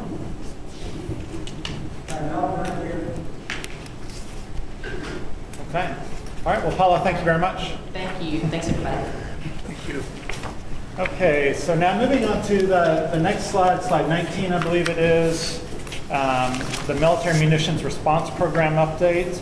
So our second technical update about the Mmrp, Military Munitions Response Program, Remedial Investigation. Steve Willis will walk us through that. Go ahead. So I just want to take a few minutes here to update you on a project that we're starting up. It is a remedial investigation under the Military Munitions Response Program. Next slide, 20. So there's 2 sites that will be included in this RI. You can see on the map there the smaller blue circle and the rectangle, the aligned rectangle, not the shaded area, but the actual drawn rectangle, are the 2 areas that the initial phase of the RI will focus on. Those are, the circle is the old, the EOD range, Explosive Ordnance Disposal, and the green rectangle was a grenade range. They used the rifle grenades at that range. And so the initial phase will focus on those, and then after we've completed the RI for that portion of it, we'll step out into the larger shaded areas, which are the buffers for those 2 ranges, or the safety arcs. And this will be, like I said, a phased approach. We are working with the Army Corps of Engineers to get that contract in place. Next slide, 21. Some of the key components of that RI will be vegetation removal. We'll do a surface clearance. That entails the unexploded ordnance technicians walking side by side with metal detectors, and they'll pick up anything that's metal and remove it off the surface. Anything they find that's an explosive hazard, they'll detonate. And then once we've cleared the surface of any kind of metallic debris or any kind of safety hazards, the next phase would be coming in and doing a geophysical survey. We'll have, for this project, we'll be using a electromagnetic sensor. And so they'll basically map the subsurface using that sensor, process the data, and then for an RI, we'll dig a portion of those subsurface anomalies that are detected to characterize both the depth of what items are being found and the type. So we'll know whether it's all of one particular type of munition for the grenade range. Our expectation at this point, based on the work that's been done, is it's all going to be practice grenades. But that'll be part of the RI, is characterizing whether there's evidence of high explosive ordnance used there. We'll also do some soil sampling, and then if we do find anything, as I mentioned, we will have to detonate it. So that field work contract is scheduled to be awarded next month, and we actually had I'll talk about on the next slide, we'll just jump onto it. We actually had a site visit with the Army Corps and the contractors yesterday. As I said, it looks like the award is actually in July. They'll spend the winter months writing all their planning documents. The field work will be next summer. So there is a possibility that next summer there may be some detonation of unexploded ordnance. Safety precautions that they take, they either bury the item in the ground or they cover it with sandbags to prevent any kind of fragmentation as a hazard, and also to contain the blast. And then following that, they'll do recording, which will occur in the winter months of the next year. Question. Yes. That area, that land belongs to the state of Michigan? Correct. I presume you've cleared it with them for vegetation removal? We have had initial discussions with them. We are in the process of working out a access agreement for that. But yes, we have had some discussions with them in really an SPP meeting, and got some guidance from them on what we can and cannot cut. We have no intention of going in and clear cutting the area at this point because it is just an investigation. We only need primarily to trim low-hanging branches and trees to get access to get in with the geophysical instrumentation. Depending on what we find, if a removal action is required across the area, there is the potential for much larger scale tree cutting and vegetation removal. But that would follow after we do the RI, the FS, proposed plan and RI, which Paula described. They're all part of the circular process. Okay. Any other questions? Yeah, questions for Stephen Willis? It's not really apparent to us where this actually is. Could you, again, pull that in a little closer geographically? Bill Gates, by the way. So if you look at the figure to the right of the two shaded areas that are marked, you can see the weapons storage area. You can see the runway in the bottom right corner. That's the old missiles. Okay, so the weapons storage area, that's the place with all the lumps, all the big Yes. The berms? Yes. Missiles. berms, yeah. Yep. Okay. But you couldn't see till they cut the trees down. And I would think this map also shows Rhea Road, and if you look down in the bottom, there's a greener area that's probably the current Gun range. gun range that they have there. Yeah. So That's if you correct. drive out Rhea Road and make that curve, and if you look to the right, that's the area that they're talking about. And continue that with Okay. Michael Munson right there. Other questions or comments? Bike racks are there. Careful. About to Rex Vaughn and Bill Farrell, anything that y'all I have? did it when I was always looking for further on. Okay. This is what, a question on that area that you got, the vertical rectangle. Is that been properly posted to warn against possible conditions in the area, or what protections is this now to keep the public out there? There are no protections in place. Both of these sites have previously been investigated and cleaned up by active duty EOD units. In order to close them under CERCLA, we've gone back through the records and found that they're really insufficient. The documentation requirements for an EOD unit don't necessarily meet CERCLA requirements. So we've got to go back to these sites and confirm that they have in fact been cleaned up and document it for CERCLA to close the sites. So that's why I indicated that if we find anything, our expectation is that we probably will not find much, if anything, at these sites. They are DNR property and they are accessible to the public. They were transferred with no surface use restrictions on them. Rex, does that address the question you had, sir? Yes, it does, thank you. Yes, sir. Any other questions about the military munitions response program, remedial investigation? I'm trying to speak without acronyms, it's hard. Go ahead, Beth. Yeah, so Steve was nice enough to let Eagle tag along on the contractor walkthrough earlier this week.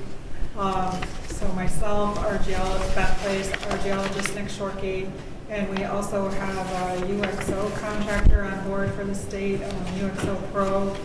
A representative from that company was there as well to accompany us on a site walk. And we were also involved with the Air Force in the earlier talks on the project earlier this, I guess it was in January. So we've been involved along the way as well. Thank you.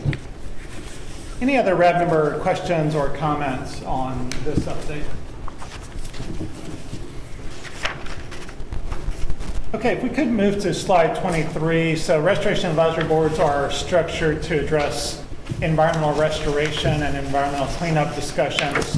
But Mr. Willis has prepared some contacts for health-related questions Is there anything you'd like to share about this? Just health issues came up at the last meeting, and so I just put together this list of resources for those that have health concerns that they want to find more information. As Tim mentioned, as we discussed in the last meeting, this is not the forum necessarily to discuss that, but these are some resources for those that do have additional questions or interest. Okay. Well, y'all are, oh, yes, please.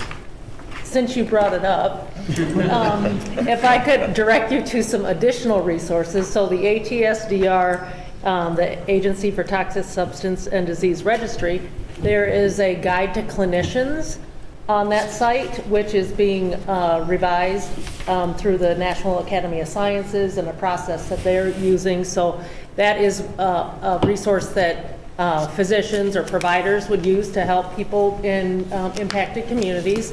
There is a organization called Silent Springs Institute that has a project, it's called PFAS Reach, and there's two much more simple documents on that website, and it's a clinician's guide, which is a 2-pager, which is much more manageable for physicians in busy times, and a 2-pager for people in impacted communities. So I would definitely direct people to those 2 documents if they want an easy to understand information. You can even bring it to your doctor if you want to, so you might be the first person that talks to them about PFAS. So I encourage them to do that. Great. All right. Thank you. Tim? Yes. You brought up the health issues, and with the delay in the RI, this issue should be addressed, and that is the risk criteria that the Air Force will commit to for wildlife, because if there's a delay in you submitting the full RI ecological plan, we're going to lose a whole year and a hunting season and fishing season. And there are other sites in the Air Force that are moving forward with those criteria and finishing those RIs. So my question is, will you look into and discuss with us what criteria your contractors and you are planning on, and bring in what other sites are using? Because we're all human, we eat the same types of fish and species, so we don't have to, there should not be a significant difference in the criteria that the different sites use.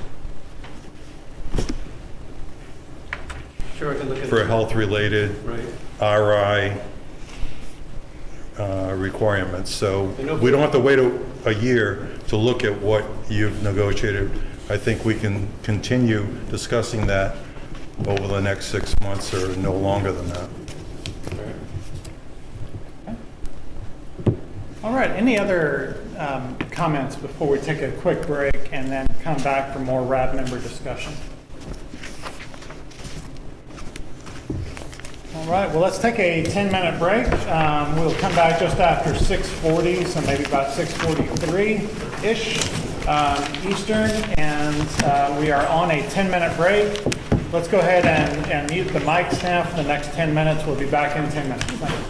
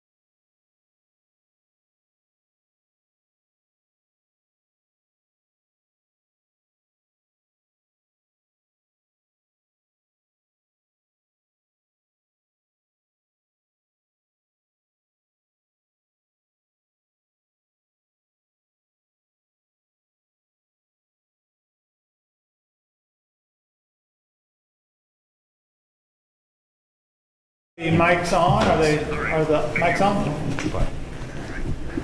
Okay. Let's see. Well, welcome back, everyone. Let's see. Just a note that Greg Schultz, Community RAB member, is on virtually with us. So, Greg, thank you for joining us. I apologize, I did not recognize that you were on virtually.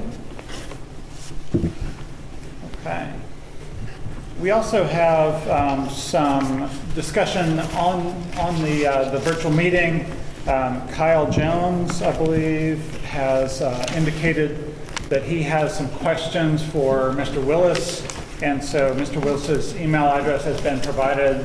I believe Kyle is interested in having those questions directed to the RAB co-chair, so maybe at the public comment period portion of the agenda, I'll check in to see if there's anything to address at that point. But we are now in the RAB member questions, so just a general forum for discussion among the RAB members, and can address whatever environmental restoration topic you might be ready to address. David Wynn, we'll start with you, then I'll check with those who've connected virtually. So David. Yeah, I've got a couple. With respect to the BCT meeting minutes, the last set of BCT meeting minutes that I received was January 2022. Steve, are those the last ones that you released? That's the last one I released. We just finalized another one, and so I'll get that out. Okay. So that'll be coming out soon? Yes. Okay, great. In some of your previous emails, with the BCT minutes, we were supposed to receive presentation slides?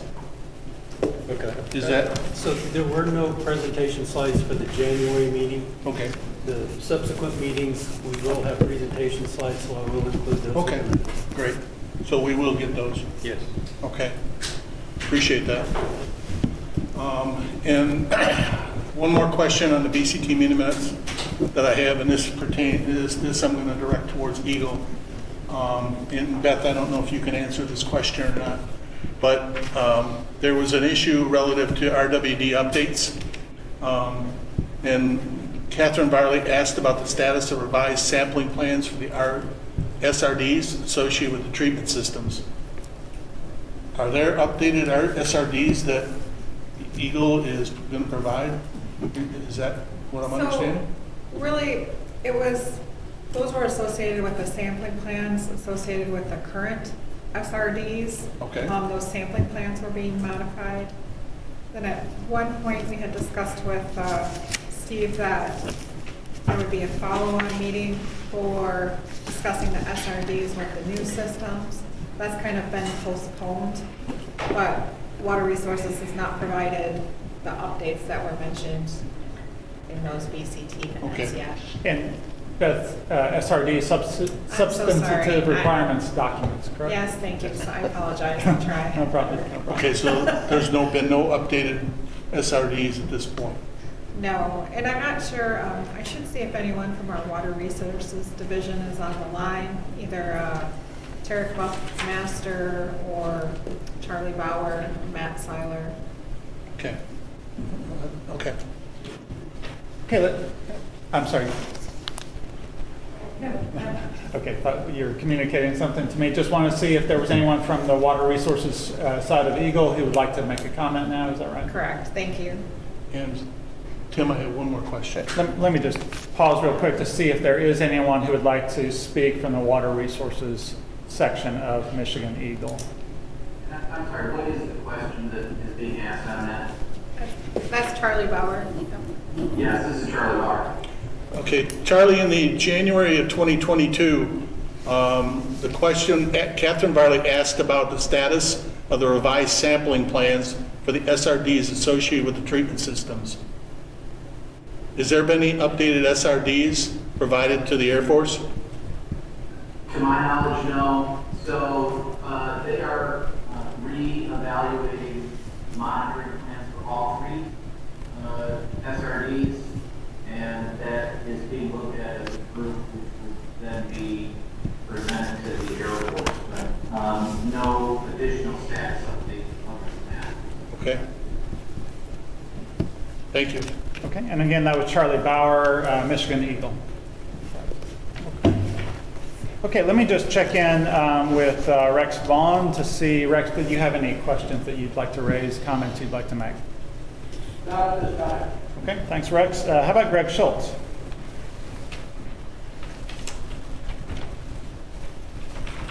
Greg, anything that you'd like to share? And again, if you are on the phone, you can hit *6 to unmute yourself if you are muted on your side. And to Bill Farrell then. Okay, over to Arnie LaRich. Oh. For Bill Farrell, this is Arnie LaRich. EPA 2 weeks ago published draft freshwater aquatic life water quality criteria and fish mussel criteria. And it's open for public comment until a 30-day period until June 2nd. Has your office received this? Do you know about it? And are you planning on reviewing and commenting? I'm not aware of it. I can take that back to our PC. Okay. May I ask if it's possible to add to your June 22nd, is it, the meeting, the town hall meeting?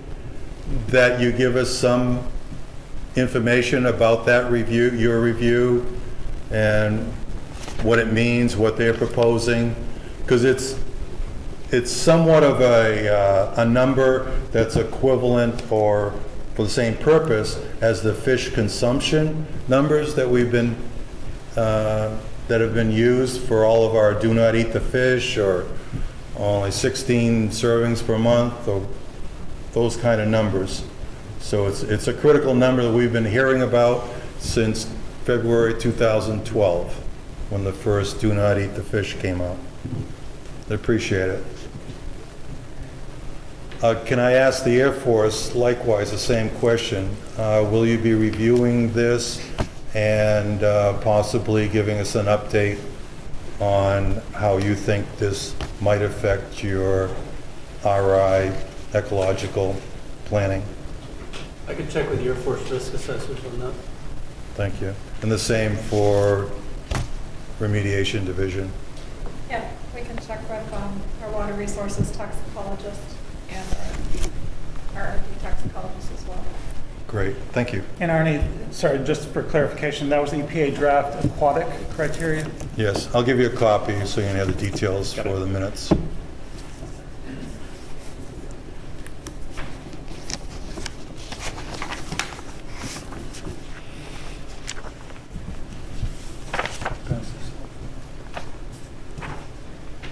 Thank you.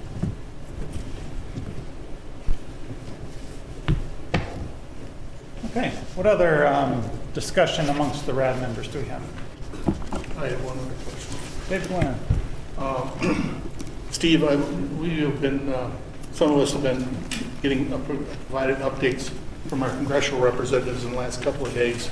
As we understand, approximately 6 weeks ago, there were some updates to the 2022 budget that were released by Congress.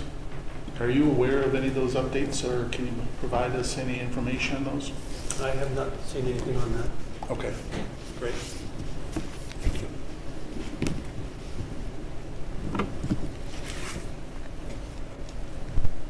Yes. Okay, Kathy Woosterbarth.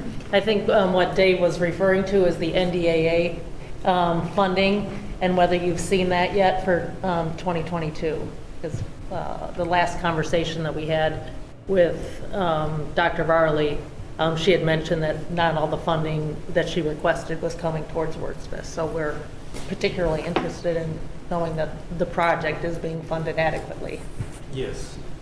Yes, it is being funded adequately. So what you're asking for, you're getting 100% of it. What we've asked for, we have gotten so far, yes. Okay. All right. My other question is, do you have a process for receiving the funding for the next contract for the RI? You know, that contract that you're talking about. So we've programmed the money and expect that it would be funded next year, but it would be FY '23 funding, not this year's money, but next year's money. So there's a process for receiving that? There is a process for budgeting that money and then receiving it and putting it on contract, yes. And just As always, what I can actually spend is based on what Congress allocates to the services. So it's always contingent on the federal process for funding anything. But yes, we have budgeted money for the follow-on work. Does that Thank address you. the question? Yeah. Great. All right, Arnie Lurich. On that issue, because of the schedule and the cycle of the defense budgets, that money may not be actually given to you to award a contract until after March, not October, which is the beginning of the fiscal year that money starts to be reviewed or approved. It usually takes about 9 months. So is that going to cause you delays? In other words, should we expect that the Department of Defense is going to be looking forward to get money out of 22 and raise our priorities to the top of the list for any leftover money in this fiscal year? I don't expect there's going to be money left over this year. There's PFAS RIs at numerous installations that we're much further along. Wurtsmith, Peace, and a couple other bases are much further along than most installations for their PFAS RIs. So available funding has been put towards getting RIs started at other installations. So far, Wurtsmith has not been underfunded on anything we've requested, and I would hope that next year we won't see any difference in that. Wurtsmith is a high priority installation, thanks in part to your efforts. So I would expect we'll continue to see funding. It sounds like a number of questions out there about just hoping to see that DoD is allocating sufficient funding for the project, and it sounds like the process for obtaining that funding is flowing and lining up with the work that you have. Is that accurate? So far, yes. Yeah. But even after saying that, and this is not pointed at you personally, but it appears that because the new contract has not been funded yet, and it causes a delay of a year in our RI, that statement of Wurtsmith is high priority, and therefore you've always gotten the money that you've asked for. There's a disconnect here. So that follow-on is for fiscal year '23, which is next year, not for this year.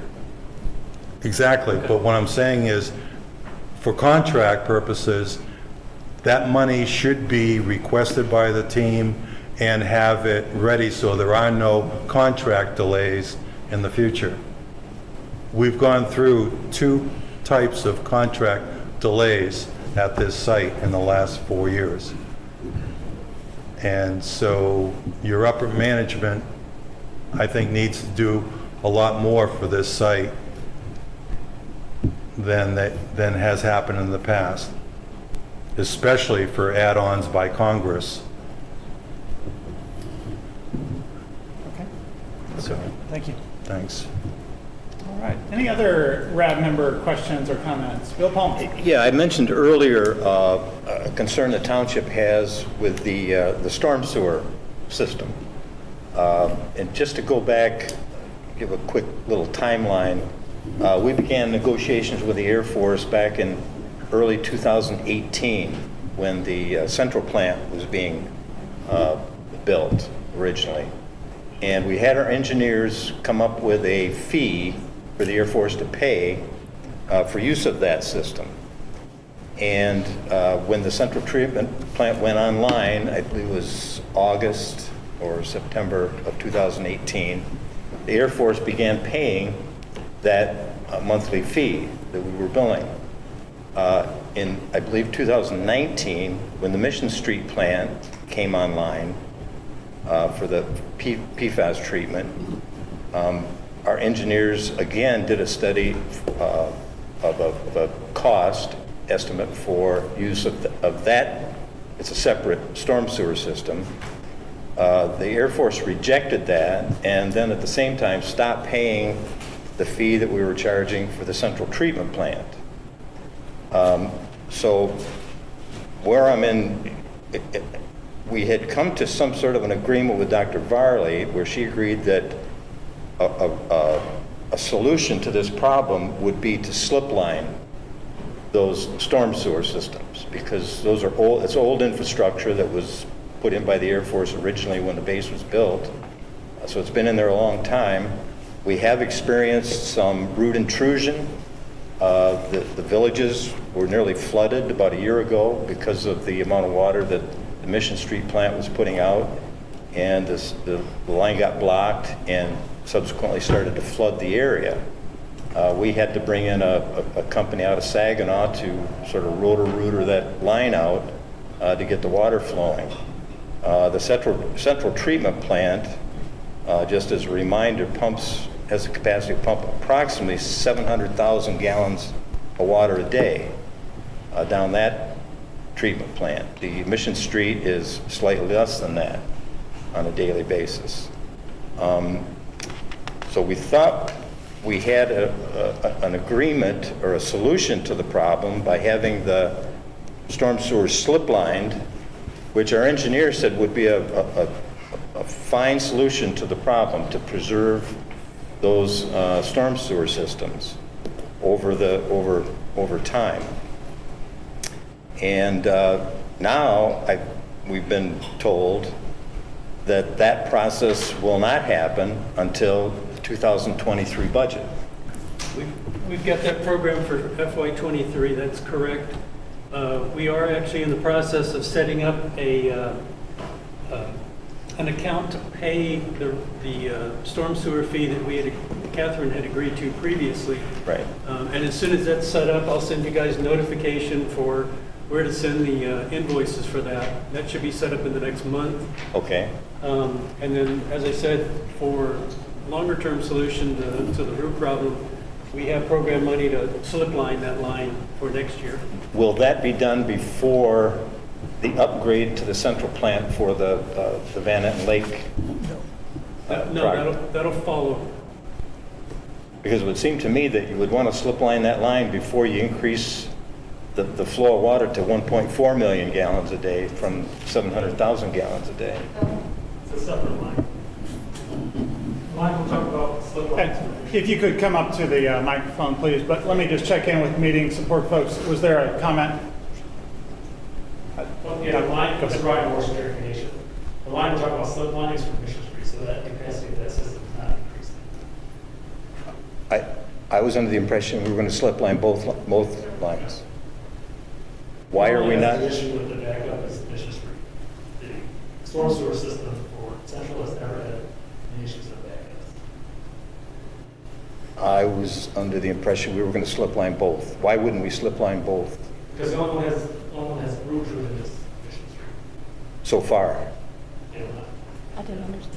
What about degradation of the line itself? If I could ask you, just if you could pull that mic a little bit closer, pull it up a bit, and then if you could just restate that. There were some who did not hear. Okay, yeah, we're just slip lining Mission Street. The impacted piping, right? Mm-hmm. So not the line for the central plant? Yeah, if you could restate your name. I think you mentioned you were with Cherokee Nations, is that right? Yeah, this is Ryan Morrison with Cherokee Nations. Ryan Morrison, yeah, thank you. Okay, thank you. Thank you. That seems insufficient to me. I'm sorry. That if we're going to slip line one, I don't understand why we wouldn't slip line the other one as a precautionary measure, if nothing else. You're going to have somewhere around 1.4 million gallons of water flowing through that. And I know they haven't. The problems we've had with road intrusion has been on the Mission Street sewer line. That's not to say that in the future there couldn't have a problem with the central plant line with a lot more water coming through, and if it backs up, it would back up and flood in a hurry. 1.4 million gallons a day is a lot of water. And Bill, I'll come right back to you. Let me come to Kathy Wusterbarth real quick. So both of the plants are going to have an increase in volume, is that what I understand? No, just the central plant. Just the central plant. I'll look into that and get back to you. Okay. Whether that would be an option. Okay. Okay. And so Mark Henry. Storm sewers were never meant to run 24/7. They're made for intermittent rainfall events. And when you force a storm sewer to run 24/7, you definitely take the chance on a catastrophic failure because all those joints leak. And if it collapses or one of those pipes shifts, then the whole system backs up.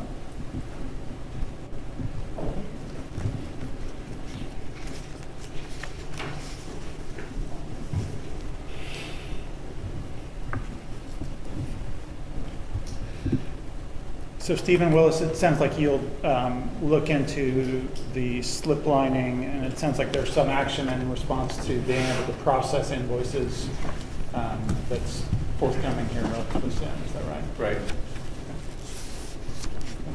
Okay. Mr. Palmer, does that address the question? Disappointingly, yes. So, but I would appreciate if we could look into that, maybe extending that project to include both of the storm sewer lines. That would seem to make sense to me as a precautionary measure. Great. Okay, thank you, sir. Okay, Mr. Maxwell, go ahead. So what we're saying is those lines are going to be pretty full most of the time. So if we have a rainstorm during that time, where's that water supposed to go?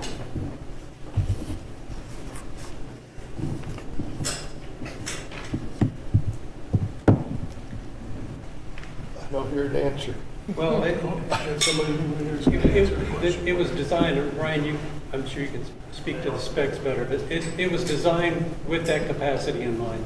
Yeah, so what we have built in for the service, the fee, it's not to exceed a certain capacity of the pipe. So for Central, for example, we wouldn't even use 10% of its capacity for the smallest pipe system.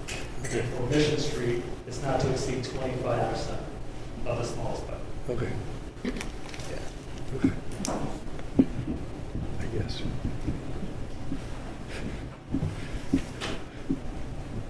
Okay. All right, let me just check in again with those who have connected virtually. Bill Farrell, any questions that you have or discussion that you'd like to make? No. Okay. How about to Greg Schultz?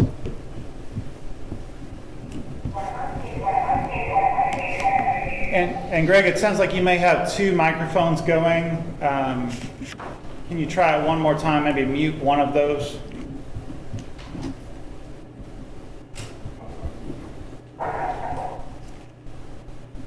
Okay. Yes, it is. Yes, sir. Yeah, did you have any questions or comments you'd like to share at this point? I do have a couple. One is on the NDAA 345 that the Secretary of Defense is interpreted as they cannot disclose or give data out on private property. At these meetings, it was stated that would not affect releasing data on any township, county, state, or other federal property. Is that your interpretation as well? That's the guidance that I've been given so far, yes. Okay, so great. So what will happen is that there'll be a private property and it's all public land around it. And I would hate to see that they say, oh, we can't let you have any of that information because private property is contaminated. The other thing, I guess just a comment, I know our guys on boots on the ground are working to get access agreements to get into the USDA property, but I think it's a sad state of affairs that we've gone 3+ years with no memorandum of understanding, so that every single time they need to do something, they have to get an agreement with the Forest Service. And I mean, that speaks. The DOD is not trying to help this process by making the local entities have to deal with this on a case basis. I just can't believe we can't get a memorandum of understanding. Thank you. Okay, so a question about access, or a comment rather about access agreement to Forest Service property. Thank you, Greg, for that comment. Any follow-up needed on that comment at the moment? Okay. The good news is it sounds like we'll get an access agreement with the Forest Service to complete the RI on their property. So at least for the near term, we've got a workable solution. Thank you, Stephen. Let me come to you, Mark, in just 1 second. Rex Vaughn, anything that you'd like to share at the moment? Well, if everybody's worried about what to do with that water that's coming off those treatment facilities, if you take a pipeline up to Cedar Lake, we can have to take some of that. All right. Yeah, there you go. Well, thanks. And number 2, Mark Henry. 2 questions. One is for Steve. You're negotiating with the Forest Service for access for the RI. I'm going to presume that a remedial action is going to be necessary. Are you negotiating currently for a remedial action as well? No, not yet. Until we know what that remedial action would be, it's difficult to negotiate what kind of access and potentially what kind of tree cutting or ground disturbing activities would be required. So until we actually complete the RI feasibility study and select a remedy, it's difficult to negotiate with a landowner what we're going to do. Okay.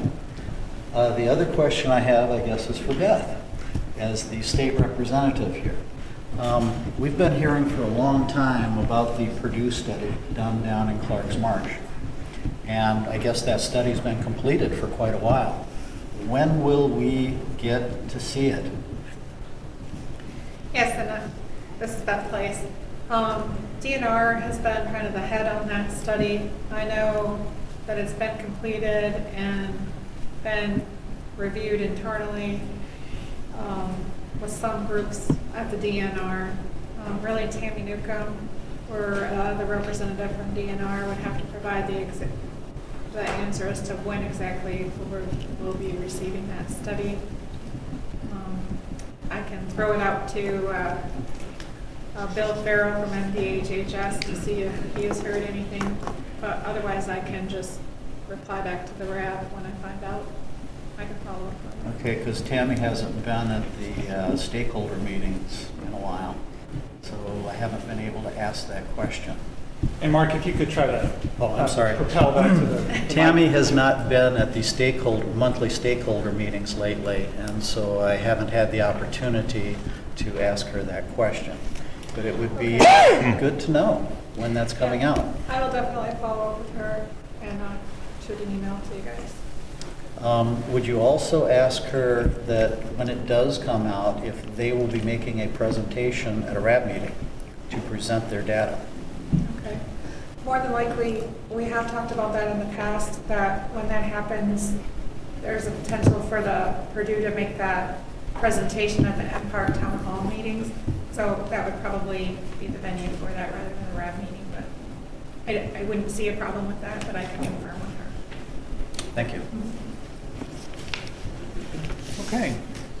Any other questions or comments from the RAB members there? Kathy Wustler. I want to circle back to the question about the trees on the base area. If anyone here happens to know that information, maybe Mike, do you know?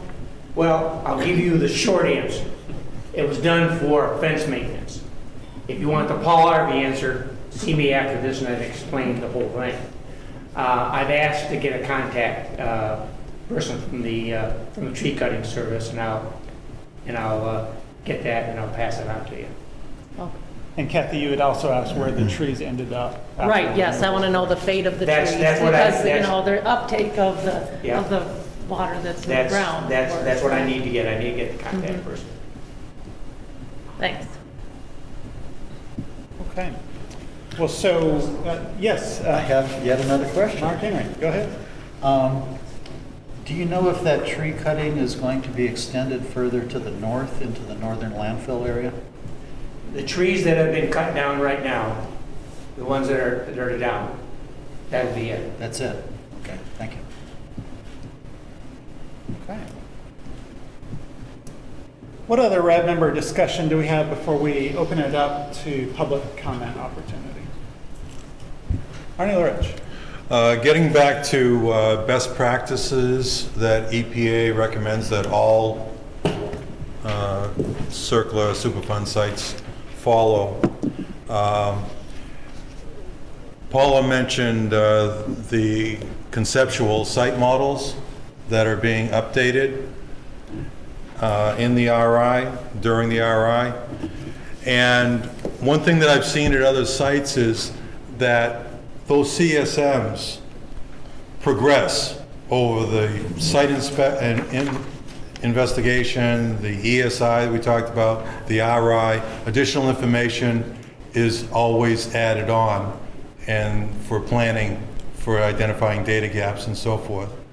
However, it's almost impossible, except for you experts, your contractors, to know what the CSM was last year and how it changed because of the way it's used. There's no visual, or very few visual representations, such as a photo of where physically you're talking about doing the sampling, or where the sources are, and where the groundwater flow goes.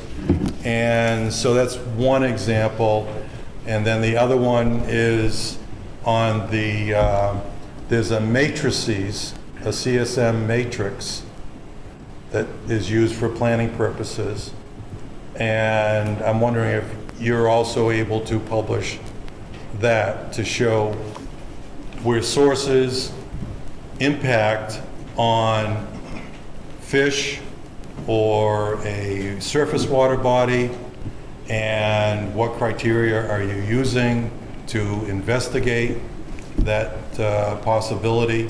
And so it's all in a guidance package from EPA. And I was wondering if you can start adding some visual representation to share with the public and the RAB. We have Paula Bond to respond, but let me first check in with Stephen Willis. Anything that you'd like to say before Paula? No, Paula. Go ahead. The short answer is yes. The older ones?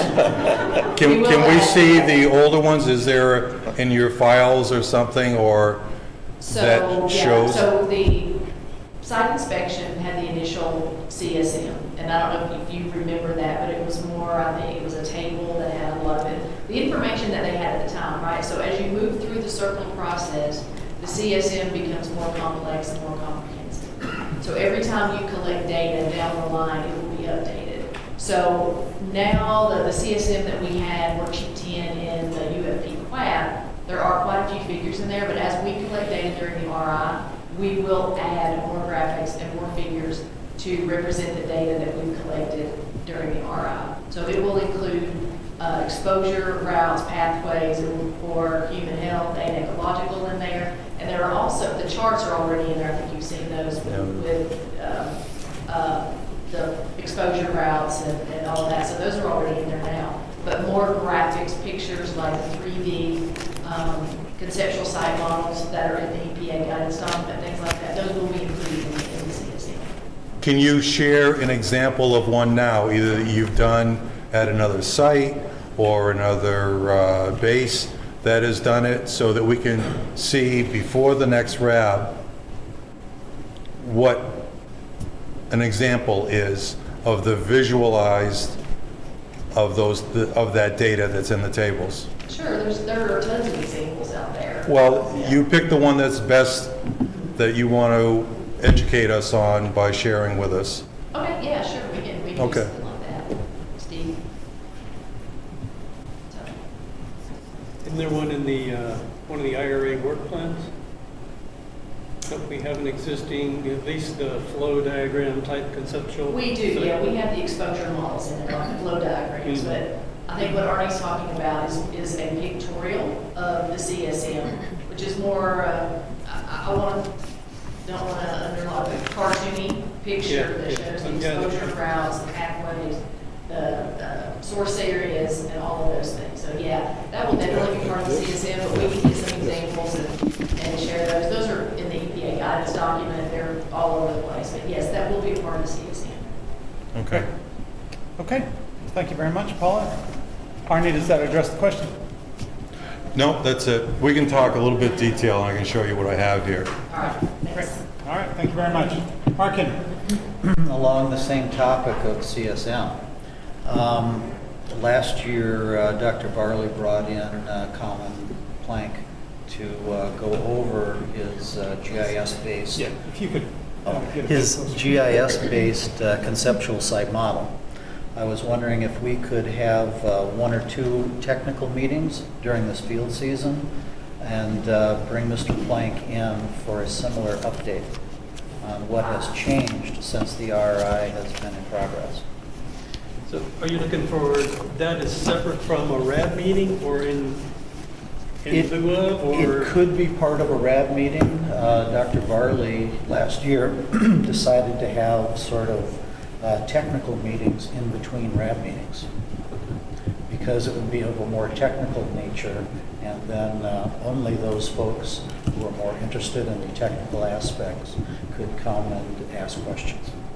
I think it would be a really good idea. Okay, let me look into that.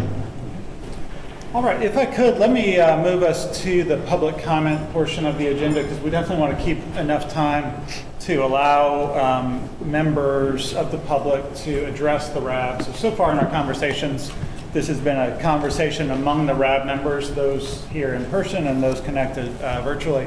But we want to draw in members of the public. Let me ask if you are here in person and would like to make a 3-minute comment to the RAB. In a moment, I'll ask you to come up to this microphone here, and we'll start with those who are in person. And then we will also check to see if anyone connected virtually would like to make a comment. If so, please just raise your hand electronically. If you're connected by phone, please raise your hand by pressing *9, and you can lower it by pressing *9 as well. So we'll start with those here in person. Is there anyone who would like to make a public comment? Mr. Bob Delaney, come on up, sir. I'm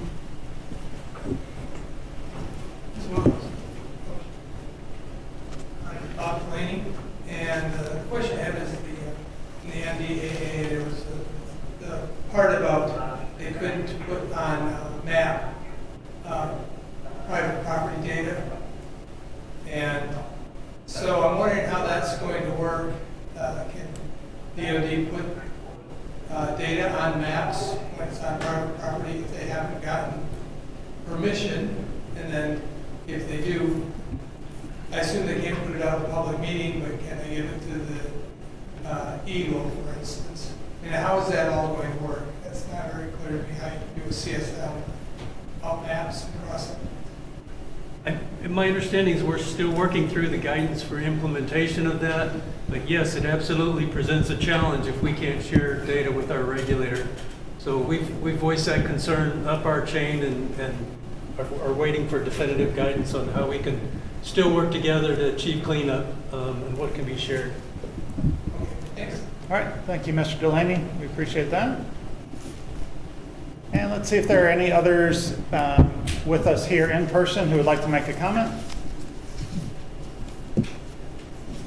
Okay, let me now check to see, for those who are connected virtually, are there any raised hands? Okay, Mr. Anthony Spagnola, go ahead, sir. Thank you. Can you hear me? Yes, sir, we can. Okay, thank you. Thank you for the presentation this evening and the discussion. I would, having been at these now for a number of years, in fact, this process is now in its 13th year. It's very disappointing to hear that we're losing another year on the RI. I would ask, Mr. Willis, I know you're new with that, but the history here is certainly not your responsibility. I would ask that the RI process will be done. It was done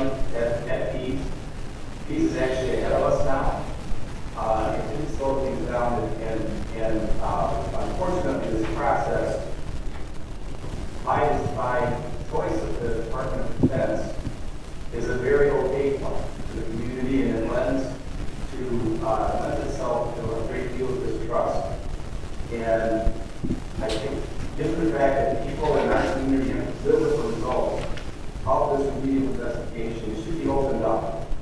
And I think the process will go a whole lot faster. I don't think there would have been all this forcing around on the east side of that lane for so many years if the discussion had been more public. So that is my first request. Secondly, and this is above the level I think people here, but as many people know, that was the witness of our state sent a letter to the Department of Defense in March of 2021, invoking Section 332 of the fiscal year 2020 National Defense Authorization Act. Under that act, and as a result of the governor's issuance of that letter, the Department of Defense is required, and I emphasize required, to work expeditiously with the state, to amend its cooperative agreement with the state, to agree to comply with state PFAS standards. The Department of Defense has broken that law. It has done nothing. It has publicly indicated that it is going to choose to ignore that Section 332 mandate. We hear about the social process, we hear about compliance with the law, but the fact of the matter is the Department of Defense is breaking the law here and in a number of other instances. My question for those up the chain, and I would appreciate a response, why does the Department of Defense think that it can get away with breaking this law? The last question that I have deals with the Section 345A private property guidance that the department apparently is working on. I would ask that that guidance be shared. I don't think, from what I've heard, that it's a proper interpretation of the law to hide this information from the public. And my question, though, for now, and I'll end here, is this. Van Lake, is that public or private property through this guidance? Are we going to get data from the lake, or is that going to be withheld as a private property? Mr. Wilson, we know the answer to that. That's something we've actually discussed, is the ownership of Van Etten Lake, and I don't have a clear answer for you at this point, but something we've definitely asked and are looking into. Okay. Mr. Spagnola, did you have further comments, sir? I would just say I appreciate that response. Again, I think it's clear that that information should be released, and I would ask that the guidance be released as soon as possible so that the public isn't kept in the dark, even on what this guidance is. Thank you. Okay. Well, thank you very much for those comments, Mr. Anthony Spagnola. I see a hand up, and Bob, let me come back to you after we run through those who have their electronic hands up, if you don't mind. So let me see, are there others connected virtually who have a hand raised? Okay, let me just check in with Kyle. Tim, just on that same topic that Tony asked, okay. Point of clarification. At last night's RAB meeting at Pease, the Air Force said that the ruling of the DOD attorneys and the way they're interpreting private property, their definition is any property that is not federal government owned. It's federal, state, city, local government. With permission from those entities. So right now, they're not sharing data once it leaves the base property that was owned when the Air Force was here. At least right now, it appears that's what they're implementing at this moment. Okay, well, so let me just check in. I know there was some correspondence, some indication from Mr. Kyle Jones that he had questions he wanted to convey to Mr. Willis. Mr. Jones, are you on the line, and would you like to make a public comment, or did you want to just convey that information to Mr. Willis?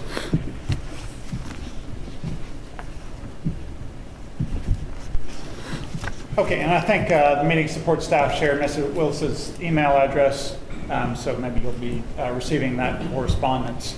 Let me check in again. Do we have any other folks connected virtually or via telephone who have their hands raised? Okay, and those of you who are connected by telephone, if you do want to raise your hand, please press *9. Okay, in the meantime, Mr. Delaney, would you like to make a 3-minute public comment, sir?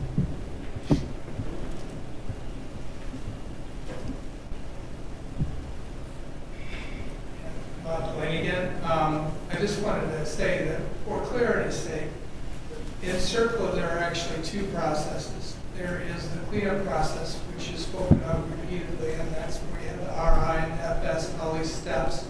And it's meant to be a slow process where there's nobody being exposed or there's no endangerment of people. There's another side of CERCLA, and I believe DOD has equal authority under that, and that's the removal process, where someone is actually exposed to an endangerment, then the entity that is carrying out CERCLA has the authority to move forward and actually clean things up immediately, not going through every single cleanup step. And so some of these, the interim remedial actions and TICRAs and things like that, the DOD is actually using that removal authority to get out and get stuff done before they have a risk assessment. So it's somewhat frustrating to always say the CERCLA process, because that was meant to be slow and to have people have lots of time to get input because they want to make sure nobody's in danger, nothing's at risk, so immediately. So planning and taking your time and makes sense. People just being careful. But when there are people that are actually exposed, that's when you actually move forward quickly. So I just want to make that clear to everybody. There are two processes, not one. Thank you, Mr. Delaney. So kind of a deliberative process on one hand and a more immediate process on the other, as you described. Okay. Do we have any others with their electronic hands raised?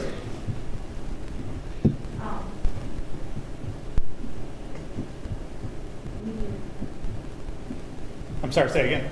Yes. Okay. And who is that? Yeah, I think Sherry has a comment that she's maybe having some technical difficulties. She's.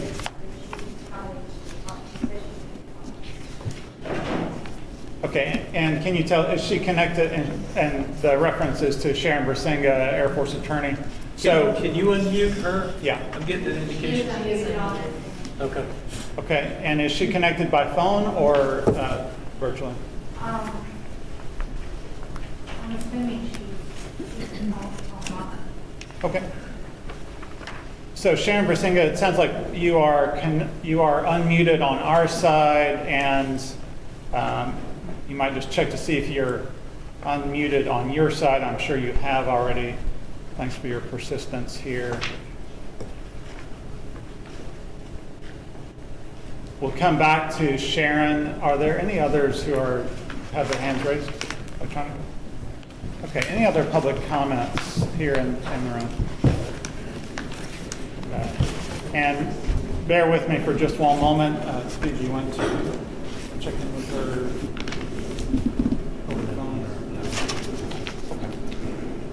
Okay, well, so that takes us through the public comment portion of the agenda, and really takes us through the agenda.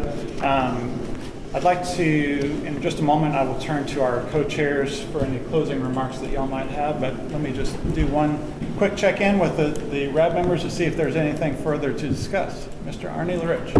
Unfortunately, the Forest Service and the Fish and Wildlife has not jumped into this project yet. But I've got a question, because they have authorities for natural resource endangerment or damage and restoration.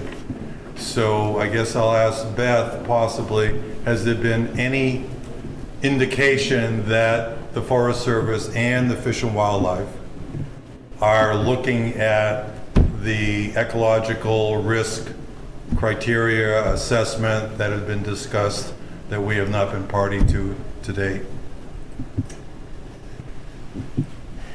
I know that as far as the RI is concerned and things of that nature, Steve, I think you've been coordinating with the Forest Service locally, and they've been reviewing the RI and other documents that come through. The Forest Service has reviewed the RI QAP as well as the biota sampling plan and the risk assessment work plan, and provided comments on those documents. So yes, they have, the U.S. Forest Service has been involved in that process. Okay. Then because of the 1-year delay in finalizing that work plan when you get the new contractor, if I understood what you said, is that true? No, so the Oh. biota sampling plan and the risk assessment plan will be finalized under this contract. Okay. The actual sampling under the biota plan will be done in the follow-on. But yes, we want to finish that document under this contract for continuity. Thank you. And in a related ecological question, the DNR and I guess Eagle participated and hired Purdue to do a study of Clark's Marsh, ecological risk and sampling and so forth. And that report has not been shared with us to date. Can you tell us what the status is? Sure, I can check in with DNR and update the RAB via email on when that will be finalized. Okay. Could you request that those parties responsible for the Purdue study, that they add that to the town hall meeting agenda for next week? Next month? Yeah, it really depends on the timing, but that's a request we have in, so we anticipate they will present that. We're just not sure at what date for which town, Empire Town Hall. And Beth, I think earlier you said that the Empire Town Hall may be the best forum for that, but you'll be in contact with them. Correct. Right. And the reason I'm asking really now is because Mark found online where a lot of that data, or some data from that Purdue, was published about 2 to 3 months ago. And it has significant information, and I want to ensure that the Air Force, and that you're aware of it, I'm sure you are, on this report. I mean, it was a postdoctorate scholar that wrote it, okay? But it was a CERTIP, Stephen, it was a CERTIP sponsored project also, or at least this publication, because it indicates so. But it's very significant, some of the findings that they have. And that being the Strategic Environmental Research and Development Program. Thank you. I remember right. I do acronyms, that's my thing. Okay, well, so any further conversation on the RAB numbers right now? Real quick, Rex Vaughn, anything from your standpoint? I return, gentlemen, ladies. All right, thank you very much, sir. Greg Schultz. Could you pass that down? Nothing else. Thank you, sir. And to Bill Farrell. Okay. Well, so let me just check in with the meeting support staff who are running all the bells and whistles here. Anything else that you see, hands raised, so on, that we need to address?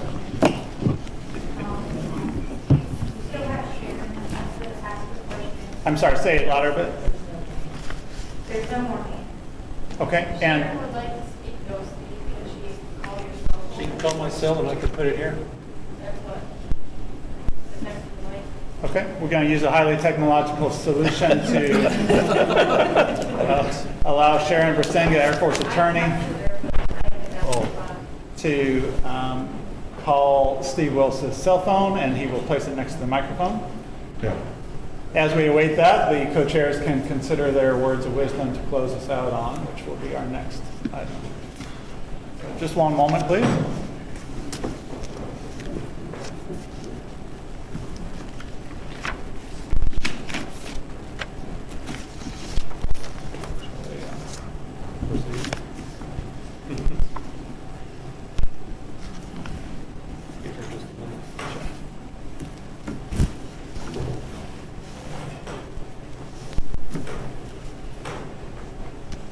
Sharon, can you hear me? Let me turn the volume up, put you next to the... Okay, go ahead, Sharon, and try and see if we can hear you. And you are on mic now, Sharon? I'm on the phone, yeah. Can you hear me? Yeah.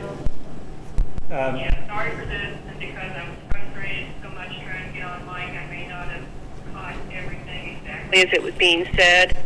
But Mr. Lariche, I was on the Peas RAB last night as well. And just to clarify, what was said was private property is anything that's not government, and that was not limited to just federal government. It was, as Steve said, it was state government, local government, any of that counts as government. So that's a clarification. We've also gotten a clarification today that on private property, we will be able to release the pure well result itself as long as we don't release identifying information for that. And that has to do with protecting people's private and their privacy. And people don't always want that information to get out that they have contaminated groundwater on their property. So the law makes us protect that, but we're being told that the actual water well result itself will be able to release. We just won't be able to pinpoint it on a diagram or tell you whose property the owner is and all of that. Great. Okay, thank you, Ms. Versinga. We appreciate that update. Was there anything else that you'd like to share, Sharon? No, I don't think so. And just to put people's minds at rest, we already have a written agreement with Eagle where we can tell them where the actual pinpointed locations are because they have an agreement with us to protect that data from public release. So they will still be able to do that, at least for the private properties. All right, well, thank you very much. That personally identifiable information is a challenging topic across the nation, definitely. Let me just bring us to the conclusion of our meeting. Thank you for your time here, and let me turn to our co-chairs for any closing remarks. Mark Hanna. I'd just like to thank everybody who was in attendance. I guess that's about it. Okay. All right, thank you. And Stephen Willis. Yeah, I'd just like to thank everyone as well for coming. I think we've had some good discussion tonight. We've definitely got our work ahead of us. But let's keep having these meetings and keep the discussion going. All right. Well, thank you all, and we are adjourned for tonight. Have a great evening. Thank you.